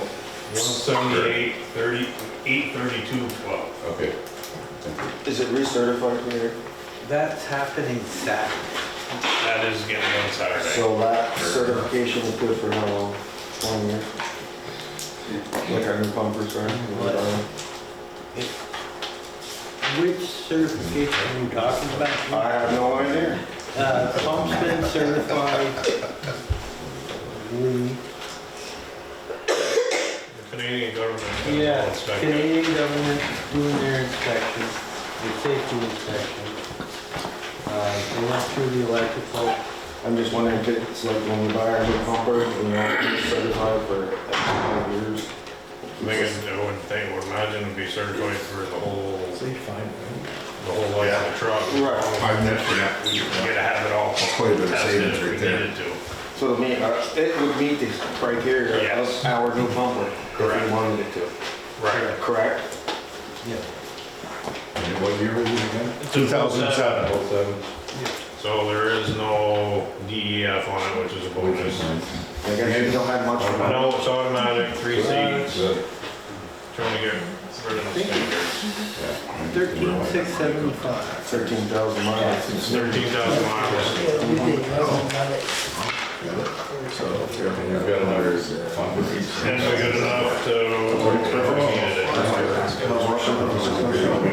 If we like it, and they tell us we can go get it. We can have it actually shipped here, they'll bring it to us, and they'll take care of all the paperwork at the border. They'll deliver it to top dollar $5. I think it's a perfect compromise. How much did You guys got what you wanted? And especially the money we wanted to give, so everybody's Yeah, so we had everybody's attention over 25,000, now we're talking about 180K and everybody's all over the place. Reel it in. Gary, are there concerns about the poly tank, since we've had problems with our poly tank? I would say not with this one, because if we have issues with it, I'm pretty sure they would fix it. Pretty sure it's not a good answer. Do we have to bring it back to Canada for warranty? Well, once again, They've been in business since the 70s, hiking trucks. Well, what I'm gonna say is, the poly tank that went was one that we put stuff on, you know. This, we got other poly tanks in the station and we don't have no problem. Engine 2 is gonna poly tank. I was just asking. Yep, No, that's fine, I get it. That, like engine 2, that's gonna poly tank. yep. Not a problem with it. This one, it could have been part of the trucks, the truck. Infrastructure, yeah. It was put on. Yeah, we used after the fact. Probably could have gotten a little shorter versus as long as it was, who knows? It's just not working. This does not include a trade-in No. No. No, value, right? Okay. And which, speaking about a trade-in, if we do go with this truck, John Gale, he works for a landscaping company in New Hampshire. He said, I know somebody out there that buys these trucks to turn them into a landscaping truck, so we may possibly could get a better dollar out of it. But that's a different story until we can figure out if this is the actual truck we would like. What's your thoughts, you lean in this direction now? With this truck? Yeah. I'd take it right now. But that's as far as seeing pictures. Yeah. So nobody's put eyes on it yet? Or driven it? Okay. Where is it? Canada. It's just on the other side of Montreal. Okay. Healy. Because they said they send out 60% of their trucks come to the US. So did you ask the question, if the poly tank was to fail, is there a way to replace it? You know, I think it would be easier than this one. right. That's, you know what, I like the idea.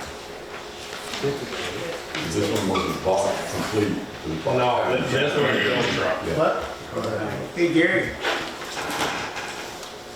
I'd like to make a motion to go in motion to start the process of looking to buy this fire truck. I'll second that. what do we have in the account? We got enough. 187.5. Yeah. One needs to be thrown in on that for. To clarify, we're just looking into it at this point, and not action. Wow, Correct. you're gonna go look at it. Pursue it. Pursue it. Pursue But it. if we get out there and like it, Come back to see it. okay. That's a lot better than 590. What's that? We could, Are you asking yeah, we could have come a back meeting on the 18th?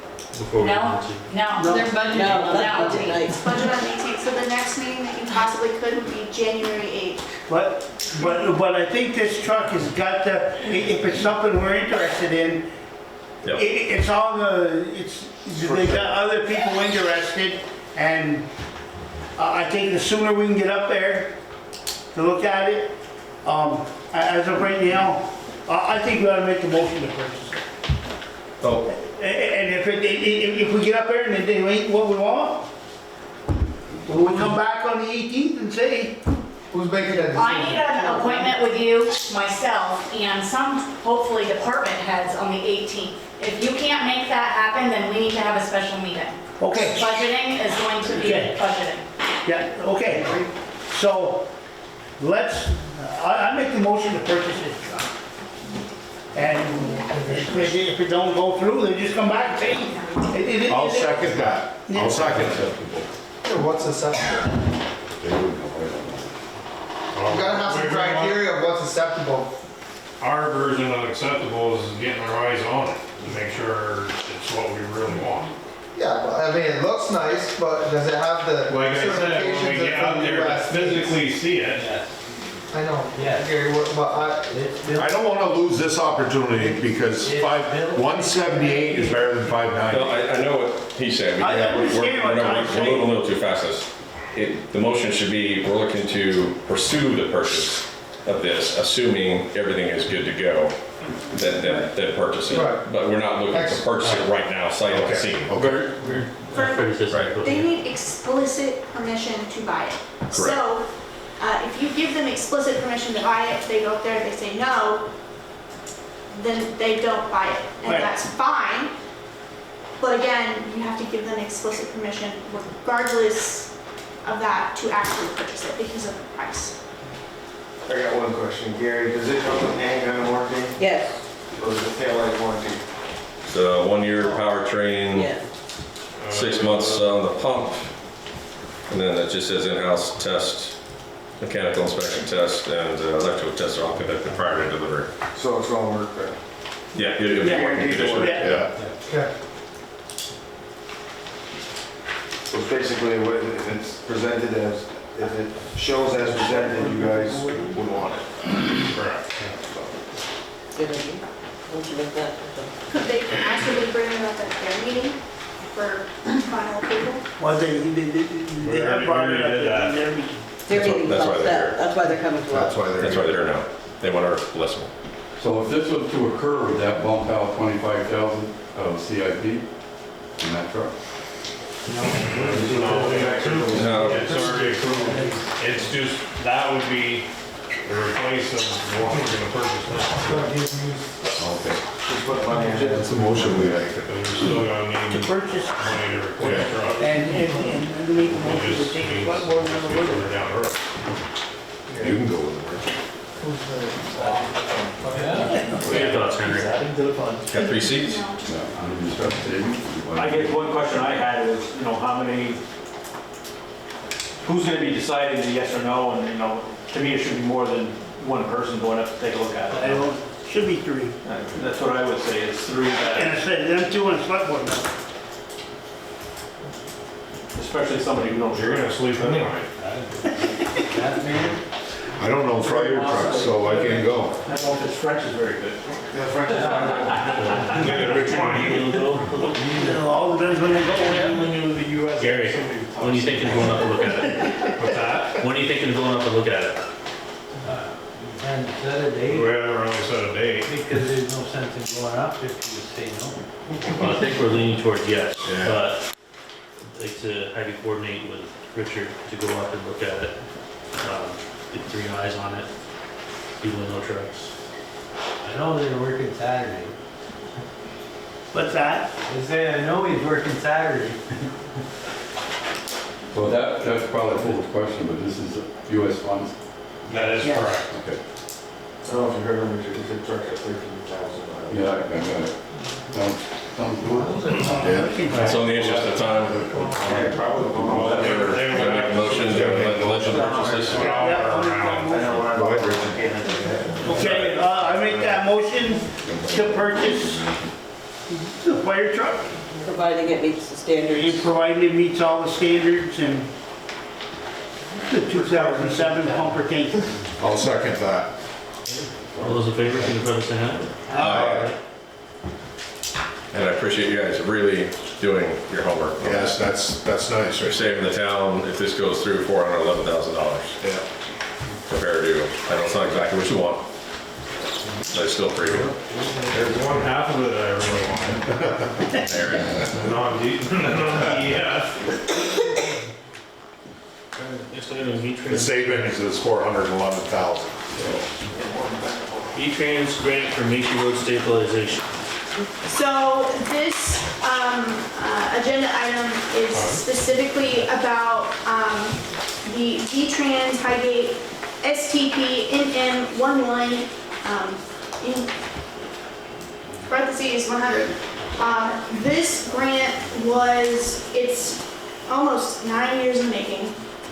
It is currently sitting, the current agreement is for $1,394,800. I accidentally, in your packet, printed $8,000 with $800, sorry about that. And then the local match requirement is 20%, and of that would be $348,700. So basically, right now, we have an existing grant. It's referred to as the BRIC 22 grant. It's through BEN and FEMA. This grant is the one that is doing the reporting and all of the monitoring data and pulling together a report, basically studying over the past 2 summers, well, 2 years, but including the past 2 summers, what the movement and erosion on that road actually is. There's a lot of history on that. And I can go over it for the public record if you would like, because this decision is basically one of 2 options. So I have been in this role for 6 months, and as far as I was aware, in all of the notes that was given to me and all of the documentation that was given to me, that the V-Trans STP NM11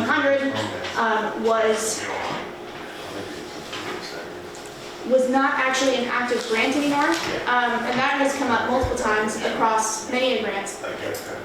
And so basically, I had a conversation with V-Trans because the grant representative for this grant has changed, and they reached out to me, we had a conversation, and they did not know about the BRIC Grant 22. Basically, the conversation I had with the V-Trans grant representative was, do you want to continue this grant or do you not? So the V-Trans grant is for, the total is $1,743,500, including local match and the grant amount, for a stabilization project on Macy Road. It was originally planned for 300 feet, which in 2019, $1.7 million would cover about 300 feet of road stabilization on Macy roads, but the estimates now, it's less than 100 feet. It's 100 feet or less of road stabilization. That road section that needs stabilization work is about over 1,000. It's significant enough that 100 feet would be essentially nothing in the whole of that. So, long story short, the conversation with V-Trans, the Geodesign BRIC Grant 22 is a grant that we will finish out completely.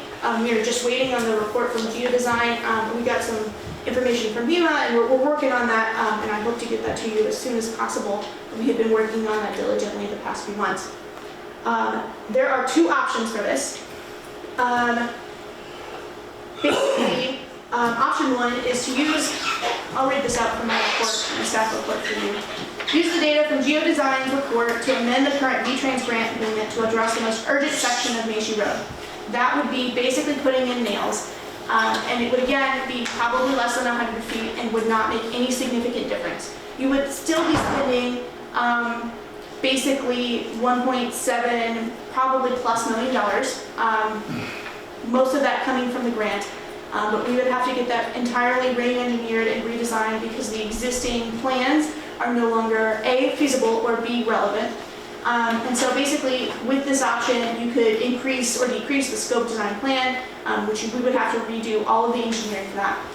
We do have CIP money set aside for this. The current amount in the CIP that we have existing, not including my request, is $469,500.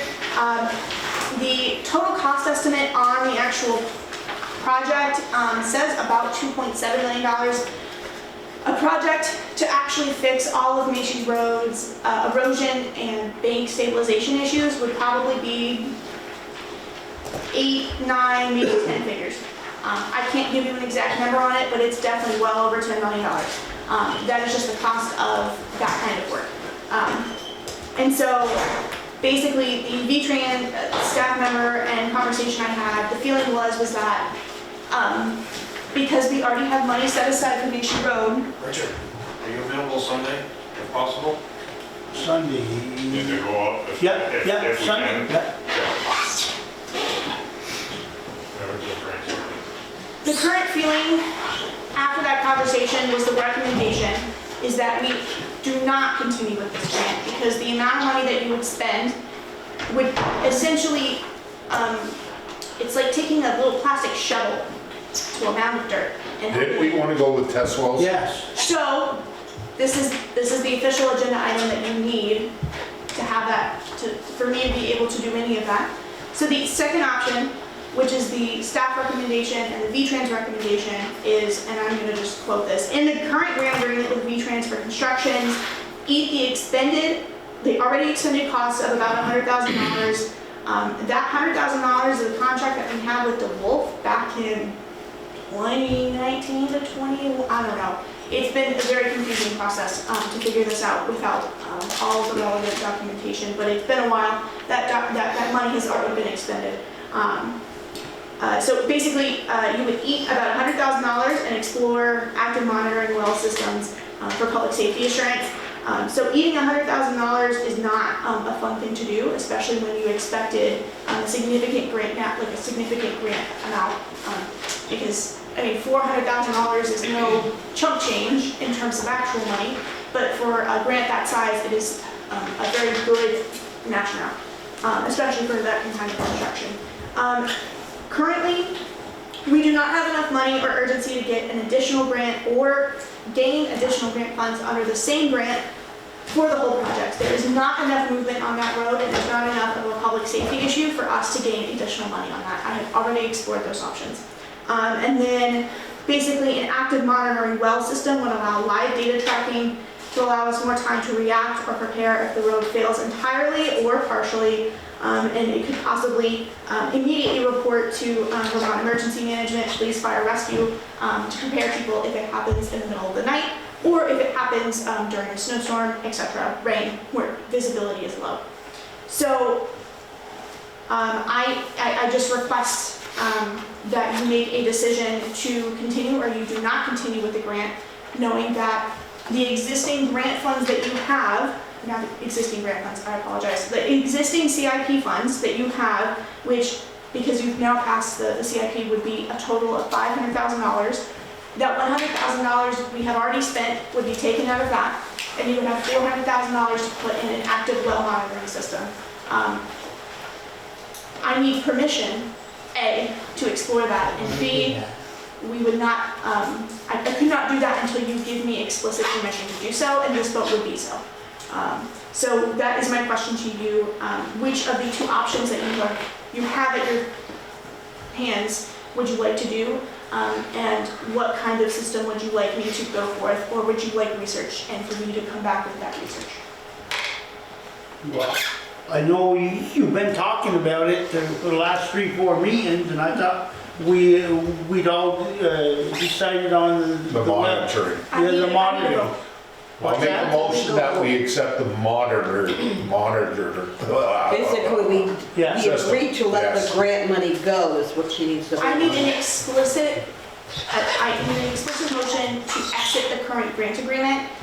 And you can then make another motion to direct me into looking into how to use those funds to pursue an active well monitoring system. So I need an explicit, So you need Motion a on- motion to exit the grant. I need permission to go and exit the grant, yes. If we exit the grant, does it hurt us any future grant?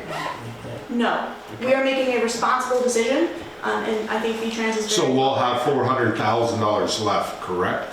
Yes, because that's, after the $100,000 that you will have to eat, which we have already, would we have 400 or would we have, we've already eaten 100? Technically, Shelley? Yeah, you're eating 100. So, We'll have 400 left. $400,000, which is why I made that specific request of 30.5 to make it an even number for us to be very clear. If we go out to bid, if we, any of that, we have a very clear boundary for our budget for that. We would be spending the same amount of money regardless.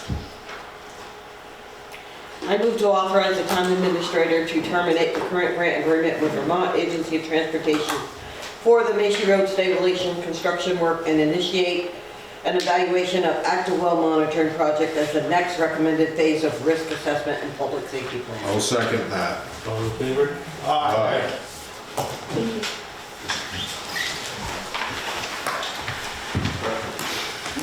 So your next agenda item is the NRPC contract for local hazard mitigation planning services. That is the only proposal that was submitted, and this is the contract.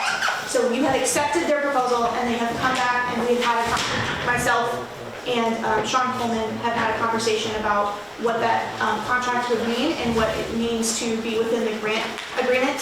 And so this is in front of you in your packets. That is the contract at hand.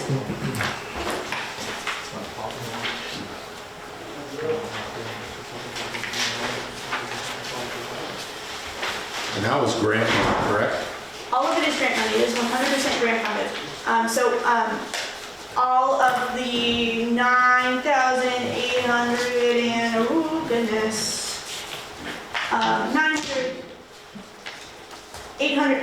9,850 is all within the grant agreement and will be fully covered. This is also another Vermont Emergency Management. It is a regular sort of grant. It's not like a municipality grant.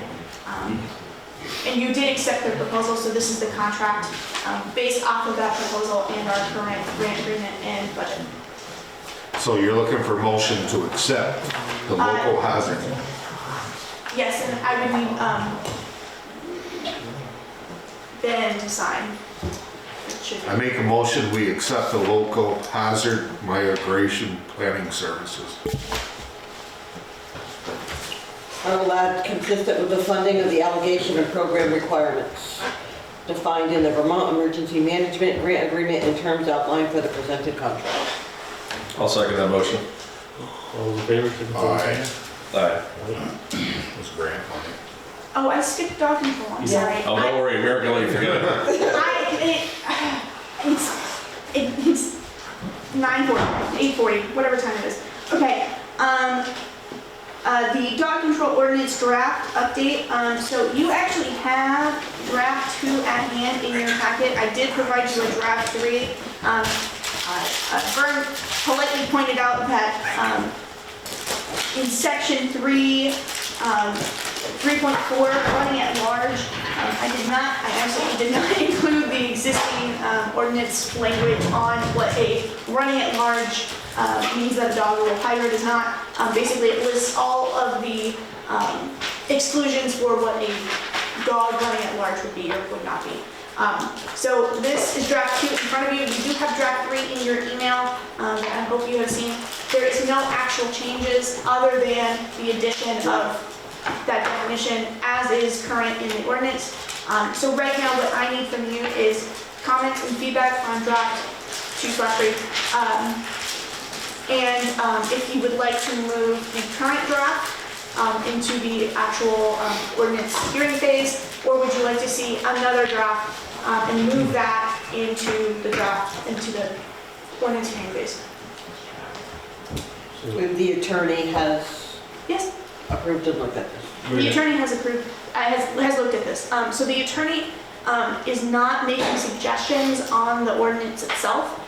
He only looks at the ordinance as written and says, is this legally compliant with all of the existing rules, conditions, laws from the state, feds, etc., and is applicable. So any additions, any subtractions, anything would have to be based from you and your feedback. And then on that draft, you should see that anything that is highlighted in red is something that was changed or updated. A lot of it is just specific wording and or, yeah, there's just a lot of additions in terms of just making sure everything is covered. The penalties and costs for animal owners, that has pretty explicitly changed. The first offense goes up to, as set annually, the impoundment fees and costs plus 100. Second offense goes up to impoundment fees and costs plus $175. Third offense is set at the annual set amount plus $350, and then any subsequent offense after the third offense is $750 in addition to the existing annually set impoundment fees and costs. That is because this is a deterrent from letting people have their dogs run wild, and to an ordinance like this is typically done as a deterrence rather than an actual enforcement, but it does function in an enforcement capacity. So that's why those numbers changed. Those numbers have not changed since 2013, 2014 when this was last looked at. So the comment I guess I would have is just my experience on the health side of the things. A dog, in the eyes of the state of Vermont, whether they're vaccinated or not, is always considered to be rabies possible for 10 days. So we need to make sure that that 10 days hold for them to be around other animals is viable. That is a requirement. State law always said, I'm losing the word. Overrides? Yeah, that one. Trumps. Always, anything that the state of Vermont does that is more strict than what you do is more applicable. That's what I ran into when I tried to get this to be into compliant. He said the dog has had the rabies shot, but it doesn't matter in the state of Vermont. No, Still a it does 10-day not. hold. Yeah. So if the state of Vermont changes anything and makes this null and void, basically the whole idea is that the state requirements and enforcement policies trump anything we say, regardless of how often we update it. So the state of Vermont always trumps, but this is for us. Okay. Thank you. And does this cover Section 11, I think is animals still as well? got that whole. Yeah. No, so this is just dogs and wolf hybrids. There's a different animal control ordinance. This is just the one that you directed me to do first. So, You want to cover that, Vern, in section 11? What do you think, Vern? Yeah, I read the whole thing over, the third revision of this the other day when we got it. I'm fine with it. I just need assurance that legal looked it over and that this would be airtight for enforcement purposes. I can forward you the email where he said yes. Okay, no, I'll take your word. Okay. I still think section 11 doesn't fully cover investigating the updated definition of the vicious dog. It doesn't include attacking other animals. That should be a state law someplace. Yeah, that was up in the front or somewhere. Well, that's the definition of a vicious dog, but when you do the investigation portion of it, it doesn't trigger the investigation based on attacking another. It just says bit a person, but not another dog. Yeah, that part doesn't need fixed. That makes me added. I don't know how many years ago you could just back it at that point. That's a good point. A person bitten or animals. Yeah, so cover animals. Cover any other animal. State law says you can. It says person. That would need to be added. Would that not be covered in section 11.2 if the dog or wolf hybrid is found to have bitten or attacked the victim without provocation, municipal officers shall make order for the protection of persons as the facts and circumstances of the case may require, including without limitation that the dog or wolf hybrid is disposed of in a humane way, muzzled, chained, confined, or removed from the town entirely. Would that not include that, I or don't think so. I think do we you need to want be to? very clear. Explicit dog or person. Dog or So after the word keeper in section 11, in that first section, are you, would adding owner, or what, let me rephrase, that, It wouldn't matter if it was. I think right in the person. beginning, when the dog okay, so, is bitten or attacked a person, okay, so when a dog or wolf hybrid has bitten or attacked a person or animal, Yes. Yes. while the dog or wolf hybrid is off the premises of the owner or keeper, sorry, I was in the wrong section, yes, you are right. Would you pass it towards, going towards a formal ordinance hearing if the phrase "or animal" is added after the word "person" in the first sentence of section 11? Yes. Yes. Yeah, I think that would cover it, that would match. That covers it everything. doesn't cover the full definition of a vicious dog, because then the threatening actions was But also it's actually covered. saying person or the dog. The hearing would only be triggered if the dog actually bites. No, Either it says person or- bitten or attacked. Bitten or attacked. Attacked is Other than a bite. anything other than a bite, including like When you get bitten. active threat of being bitten or harmed in any way. Yeah, that's all safe That- Vermont. We just want to make sure that everything is. So I'll make a motion to accept the, going forward with this next draft, providing you add person or other animal. So Amended it. I think an easier way of doing that motion might be saying that you accept it with the addition of or animal in section 11 in that first. Okay. Sorry, I just, for, as we try to, yeah, sorry. All those in favor? Aye. Aye. Can I interject quickly? Yeah, it is. I totally skipped it earlier, but we're talking about dogs. I never got you to approve the fees. That's right. Yeah. No changes. We haven't changed them in several years. So for 2026, on time will be 15 or 19, and after April 1st late will be 24 or 28. I make a Same. motion to accept those fees. Did you also? I'll second. I'm getting there. All those in favor? Aye. Who seconded that? I'll take that second. There. You can have it. Thank you. And your meeting schedule for 2026. I'll look. First and third Thursdays of the month, 6:30, except for July and December. Same. You've all seen it. I'll make that motion. Thank you. I'll second it. All those in favor? Aye.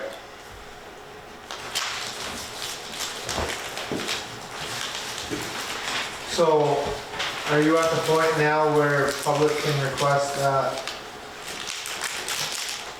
ordinance to look at for public hearing? Yes, so when I make that edit, we will, so now they have approved it. They have approved it to start the formal ordinance adoption process, which includes a full public reading and a public comment period. So that will be available, and I will give it to Wendy to post on the website for review. So that'll be under draft 4. I'll post that as a draft 4, or I'll label it as I'll give it to Wendy. But yeah, I'm gonna give it to Wendy. Okay. So now,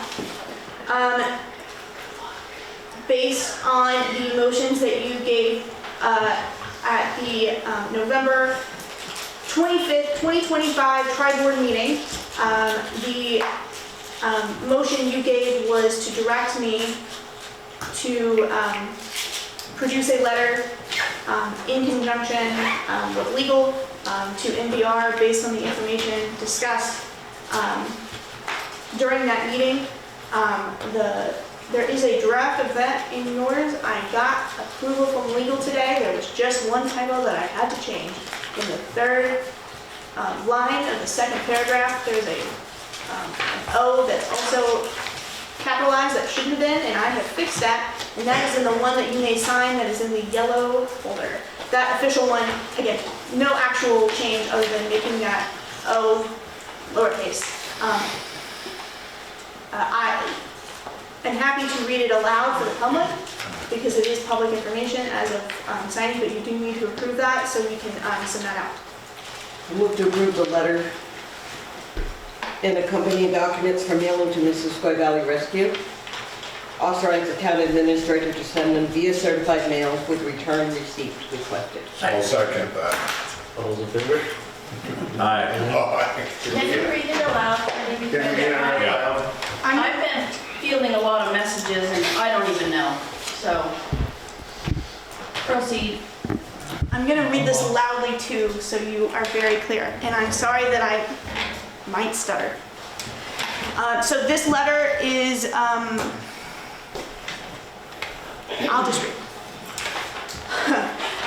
To the Board of Directors, on October 23rd, 2025, the town administrator received a letter from Mr. Ray Walker, who handles EMS licensing for the state of Vermont regarding your organization, and has attached a copy of a report of an investigation conducted by him, a copy of which is enclosed with this letter, which will noting the seriousness of the situation, Mr. Walker requested a meeting with the town administrator of Highgate, and the town administrator, him, and his supervisor, EMS Chief Will Moore. Arrangements were made to have a meeting and also included the chair of the Swanton Selectboard, Joel Clark, and the Swanton Village Manager, Bill Sheets. This meeting was held in the office of the Swanton Town Administrator on Thursday, November 6th. Mr. Walker and Chief Moran explained that while there were violations, they were not significant enough to place the license of MVR in danger and were confident that they have been or will be corrected. They mentioned that MVR has a good record of service and is a very busy squad. Everyone in attendance agreed with that assessment. The more serious concern that both Mr. Ray Walker and Chief Moran shared were the several complaints and allegations made by individuals on the way of members or former members have been treated by the management of MVR. They felt an obligation to bring this to the attention of the towns, as if enough people leave the squad, the service will suffer in the end to the point of implosion, leaving both towns without rescue coverage. Since the meeting with Mr. Walker and Chief Moran, 2 other emails were received directly from individuals with similar allegations. The Highgate Selectboard takes its responsibility for the safety and protection of the residents of this community very seriously and feels that it is in the best interest of each community involved and MVR that these allegations be addressed. Therefore, the Select Board of the Town of Highgate respectfully request that within 14 days of the receipt of this letter, that a meeting be arranged with the President and Directors of MVR and representatives of the Select Boards of the Town of Highgate and Swanton and the trustees of the Village of Swanton to discuss your plans for handling this matter. Sincerely, the Town of Highgate Select Board. This is basically the, it's public. I don't know how to explain that.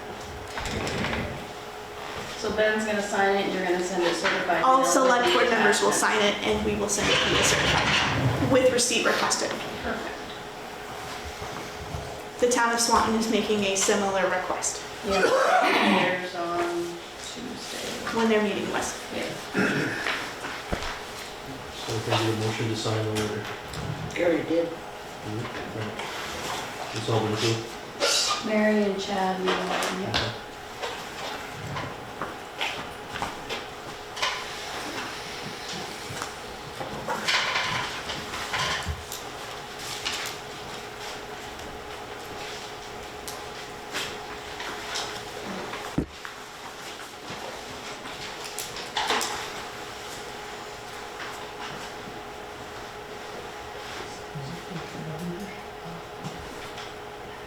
Would you like to discuss the Public Works Hiring Committee while you all sign? Sure.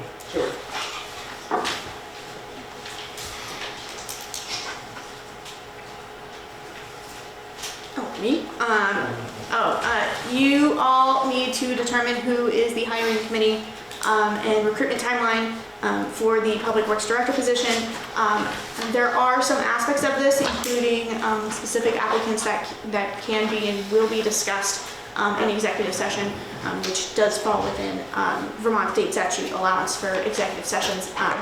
But more specifically, this conversation is about who do you want on that hiring committee? Do you want it to be the select board? Do you want it to be 2 members of select board and the road commissioner and someone else?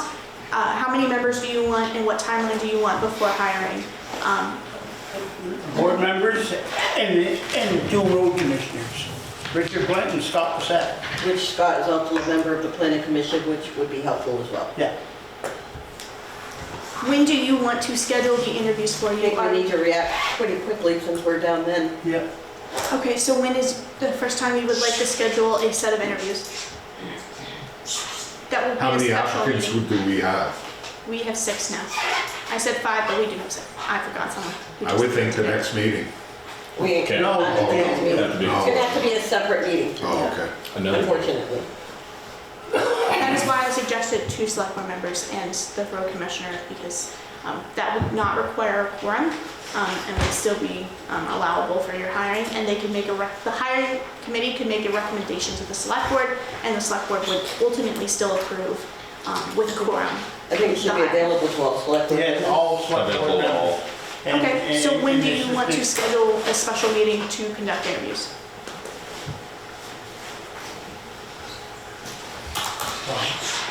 You have any openings? I sent you a list of days that were I available. saw that, yeah, that's what I was looking up right now.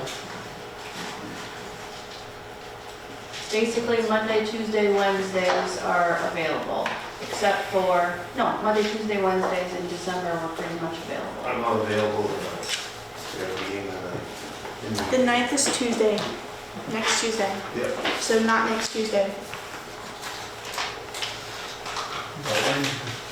Are you gonna interview everyone?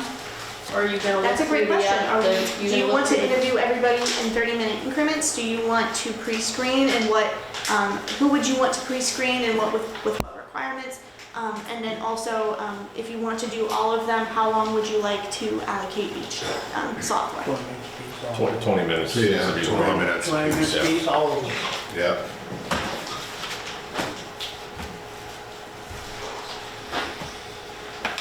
They are somebody criteria of CDLA. Not CDLA. But it has to be restarted in the plot. If you did a 20-minute with a small hiatus, you shouldn't have too much overlap.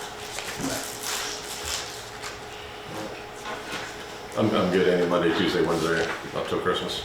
I'm good. Next Hopefully. Wednesday? Depends on the shop, but yes, I'll plan it. Yeah. On what day? Any Monday, Tuesday, Wednesday. Which one Next is- Wednesday, the 10th? Is that good? At what time? Scott, what's your best? Well, 6 works. Okay. 6. Set.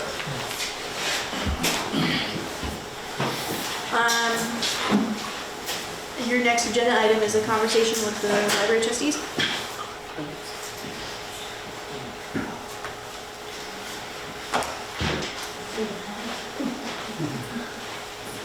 Yeah, that's a good conversation.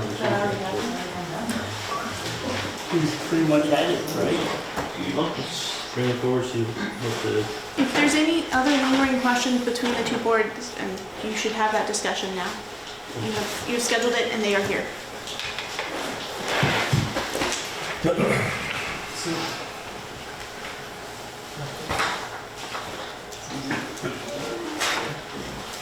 You guys had requested for us to be able to come to your last meeting and we weren't able to.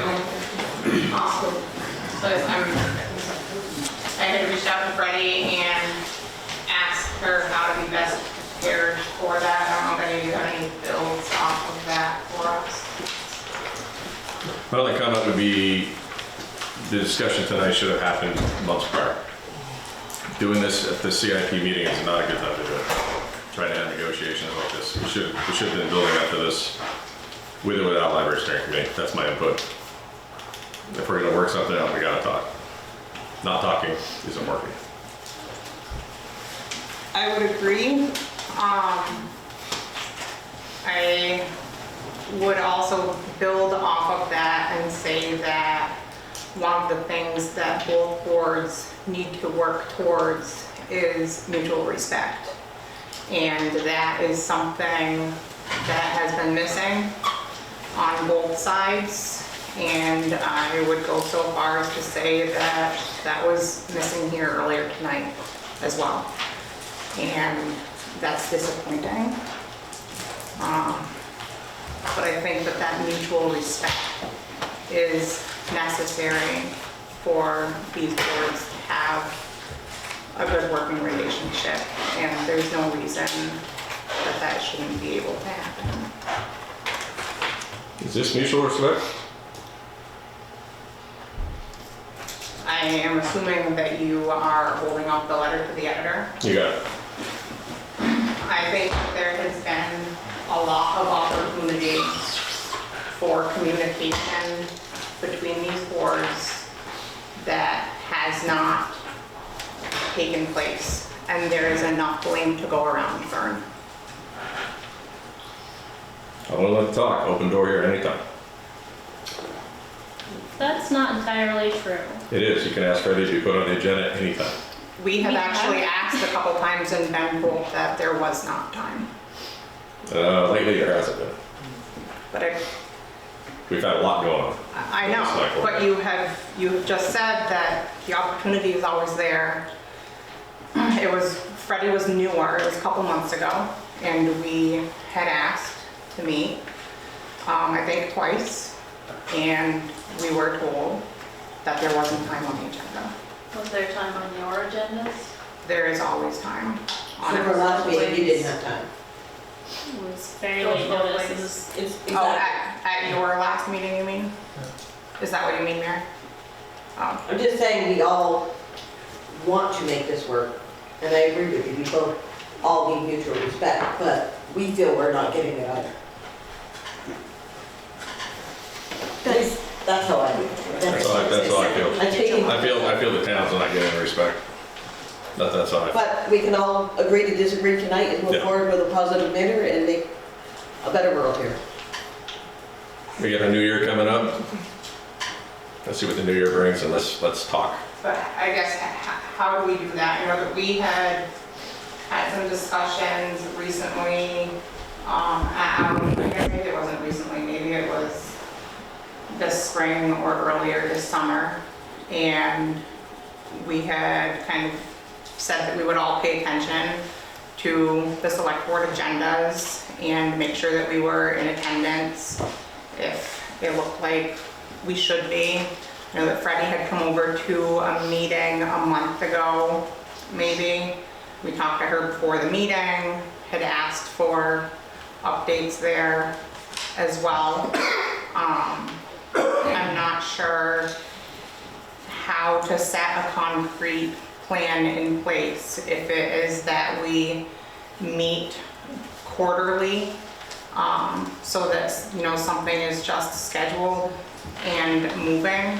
I don't want to leave here tonight and just say, we're both gonna try harder, and then not have that move anywhere and have both sides. Well, it has been brought up that they're willing to do a feasibility study. Until you get to that point, the conversation will be difficult. Then once you get that done, then it's a yay or nay and more discussion can occur. But at this point, until you get the feasibility study, it's a yearning contest. So yes, go ahead, Ty. I think on that, Richard,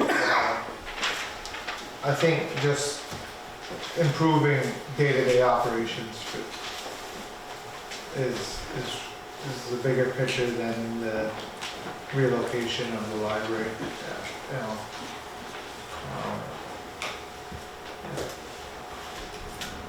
and going on that also, Rebecca, that the select board has been swamped with stuff. I'll use that word. 6 meetings in a month. Last month. I'm not saying that. But we did, when I was chair of rec, all departments had quarterly updates, including all contract We have asked Freddie to work on that timeline for the 2026 year. And I think, yeah, getting back to that is gonna help a lot. In respect to Freddie, she's had a lot to pull together from Absolutely. previous issues, et cetera. You went from And having she's a part-time person for almost a 10 year. months, yeah, basically a year to someone full-time, and so it's not unexpected that you would have a difference that would go from half to double or triple, because So I'm that not is- here full-time. That is the discussion we did have a couple of meetings ago, that we wanted quarterly updates from every committee. And we will be working towards that. It's a 2-hour conversation down to 20 minutes. When you talk a lot. Squirreling, as we call it. With the feasibility study, I am not entirely sure where we're standing with that. Okay. Might be. What did you just say, Rebecca? I'm not sure where we stand with the feasibility study discussion. Are you guys willing to do it, or? Well, what I had heard earlier was discussion about excuse me, reallocation of the $25,000, or kind of figuring out where to get that, but then that was cut. So, and then there was discussion about whether we're looking at that feasibility study solely with the library in mind, or if it is a more open discussion. And it sounds like there's also a lot of questions about timeline as well.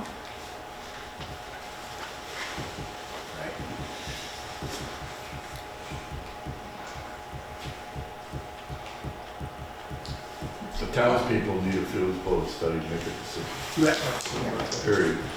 What can that building be used for? Find some funding in the general fund and do it. And Freddie was gonna go into the fact-finding stage of what exactly we are looking for that study, so that we can have a better plan. So you probably need to make a decision on whether you're directing me to do that, or you would want the library to determine what that feasibility study would include. I think we all need to determine what that should include. I mean, I think a weakness that we've had for a long time is we don't create very good RFPs.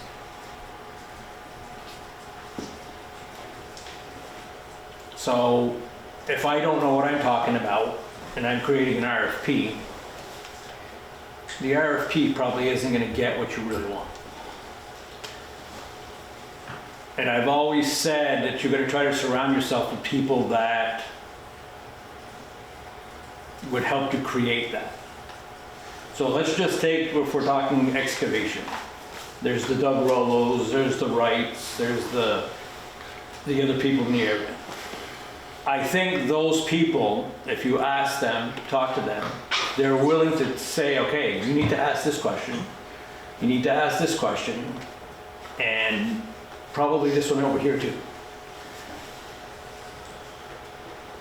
The best way to get a good RFP is to have some discussion with people that know that type of business. So you get what you want. I saw it years ago when they got microphones for the school. They didn't have a clue what they were asking for. They're looking at all these things and they're thinking, well, I guess we're going to take this one. Well, if you don't know what you're asking for, you're probably not going to get what you want. So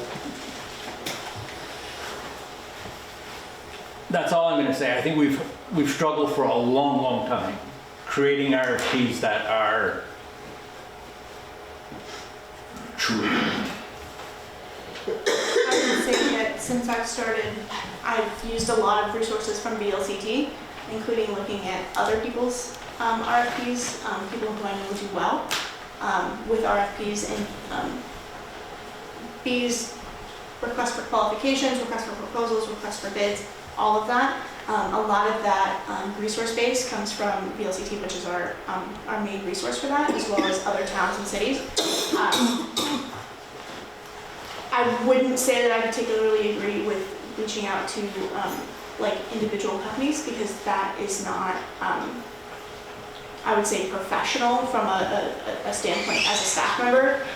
Maybe I do have a question about something specific, but I would be reaching out to someone at the state level who does a lot of that kind of procurement, because... Let me interrupt you for a second. We have started doing that. We talked with Casella, we tried to find somebody in town that could help us. We got Stop Us At.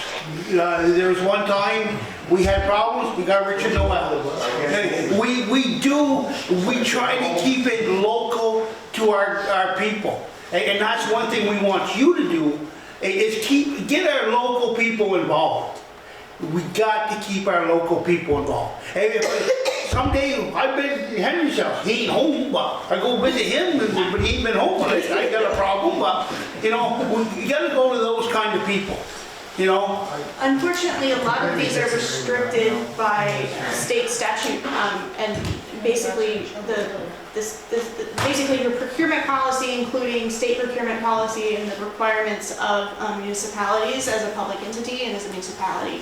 A lot of RFPs are determined and guided by those requirements. And so I'm happy to have conversations with folks that I know and trust. And that does include other town administrators, managers within Franklin County, across the state, includes resources within Vermont and across the country, because sometimes we run into situations that are very unique, and sometimes you can take advice from folks or take examples from folks and change it to be explicitly for the situation at hand. But I don't think that restricting where you get information from is ideal, but I do agree that local input is important, and we do really try to get it as much as possible. To me, it's important. You get two people in here that have been on the select board for 10, 12 years. You know, I think going local is really important. I'm gonna disagree with it. You can go to the state, but I believe in going to our local people, and they're farmers, they're carpenters, plumbers. Them people help keep Highgate running, and I believe we need to go to those people. Hi. I appreciate where we're going, but this has nothing to do with the library. Yeah, we need to get going with the library. I think what Henry was trying to say is maybe we need to reach out to what libraries need to. I'm happy to talk with the Department of Libraries. I'm happy to talk with the library itself. and the trustees. We need to include absolutely, but again, you just need to make a determination on if it's them or me, and make that directive. I need that explicit directive to do anything. And I do want to say Freddie's RFPs have been a very big improvement, and I appreciate that. Yes, and the other question, Freddie, is the feasibility study looking at solely for use as a library, or is it more open-ended as well? I would need directive on that. Right, no, I'm just adding on. No, I appreciate it. Are we gonna do this strictly for the library or for other options? I think the way the people voted, we should do the feasibility study to include Freddie and somebody from the library. No, the study itself. The study itself for the library Is or the for another feasibility option. about is the Pause for Thought building feasible to hold a library, including like the cost of what it would take for that? Or is it is the Pause for Thought building a feasible building to put some sort of public office, insert department resource buildings and then? Well, build me a vault, I'll go. So is it just about, is it feasible to put the library in there with renovations? Or is the feasibility study, is it feasible to buy the building and renovate it for a use of public? And then we would have to go to the voters and ask to buy the property for a public use. That we the voters are looking at it as a library. I was That's gonna what say, that's the comment I'd like to make. It passed, And this it passed to be explored for a library and Correct. nothing else, so I think the Community feasibility center. study should be only for a library. As of right now. Especially if the library's I split. I am just asking you to be No, I know. explicit in your direction to me. And the community center stuff. Library community center, yes, that's what the voters voted on, and I think we should follow what the voters asked for and not veer too much. Yep.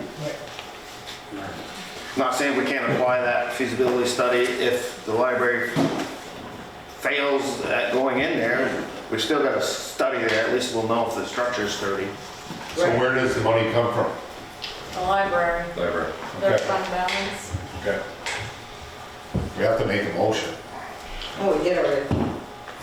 Nope, not on a fee, study, Okay. study. but please do. We have to make a, I'll make the motion to use library funds For a study? to do a feasibility study specifically for the library on the Plaskotok property. I'll second that. Rebecca?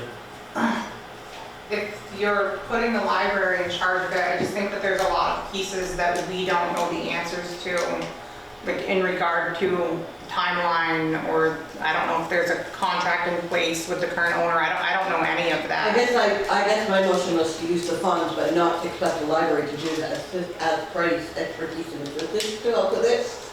I think she's asking more about, The timeline. what are the like actual details of the timeline of the purchase and how would that affect a feasibility study and how I would work with them or vice versa or any of the above? If you inquire about a feasibility study, they should be able to give you a pretty firm timeline. Will you inquire? It would depend on if it would be an amount that we would have to bid or proposal out. That would add about 4 weeks to it, depending. And then, again, if you want grants associated with it, that adds another couple months to it at the very least. And there's no guarantee that we would get a grant for it. I mean, we will make any possible in all efforts to get a grant. But again, grants are never, they're not always 100%. You always take a gamble on someone else with a better need going ahead. So we're also gonna have a discussion with the owners too. Yeah. So that discussion's already been had. As long as something is moving forward, she is flexible. If this comes to a dead stop, then she's going to sell. If we're moving forward with a feasibility study, we can call her again. I guarantee she's gonna say yes. Well, I can't say that for sure, but that's what she said in the past. So this artificial timeline right now, March, isn't really a deadline as long as we're moving forward with looking at feasibility. That's the way I understood it when she talked.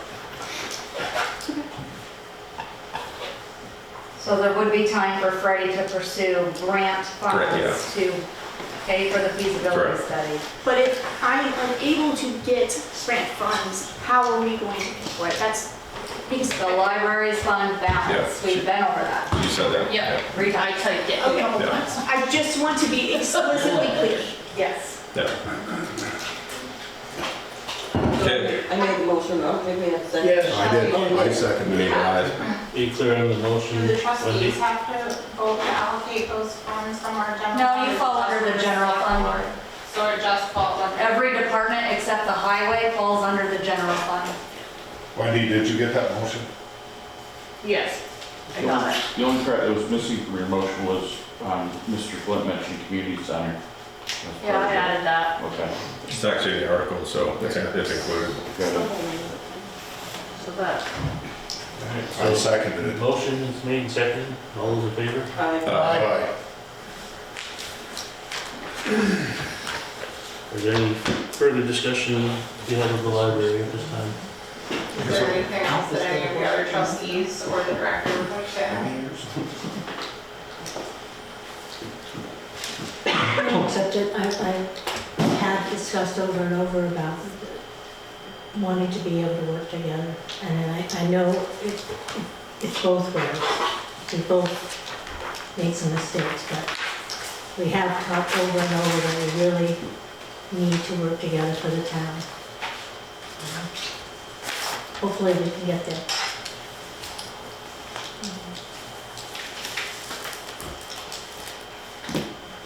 That's it. That's it. On that one. Okay. Moving on, other business.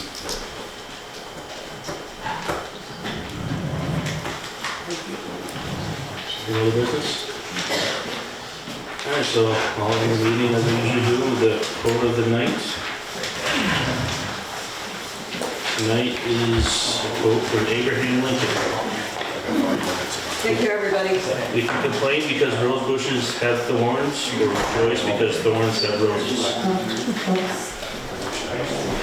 Okay, can I get a motion? I didn't go get well forward than you. I'll second it. Okay, all in favor? Aye.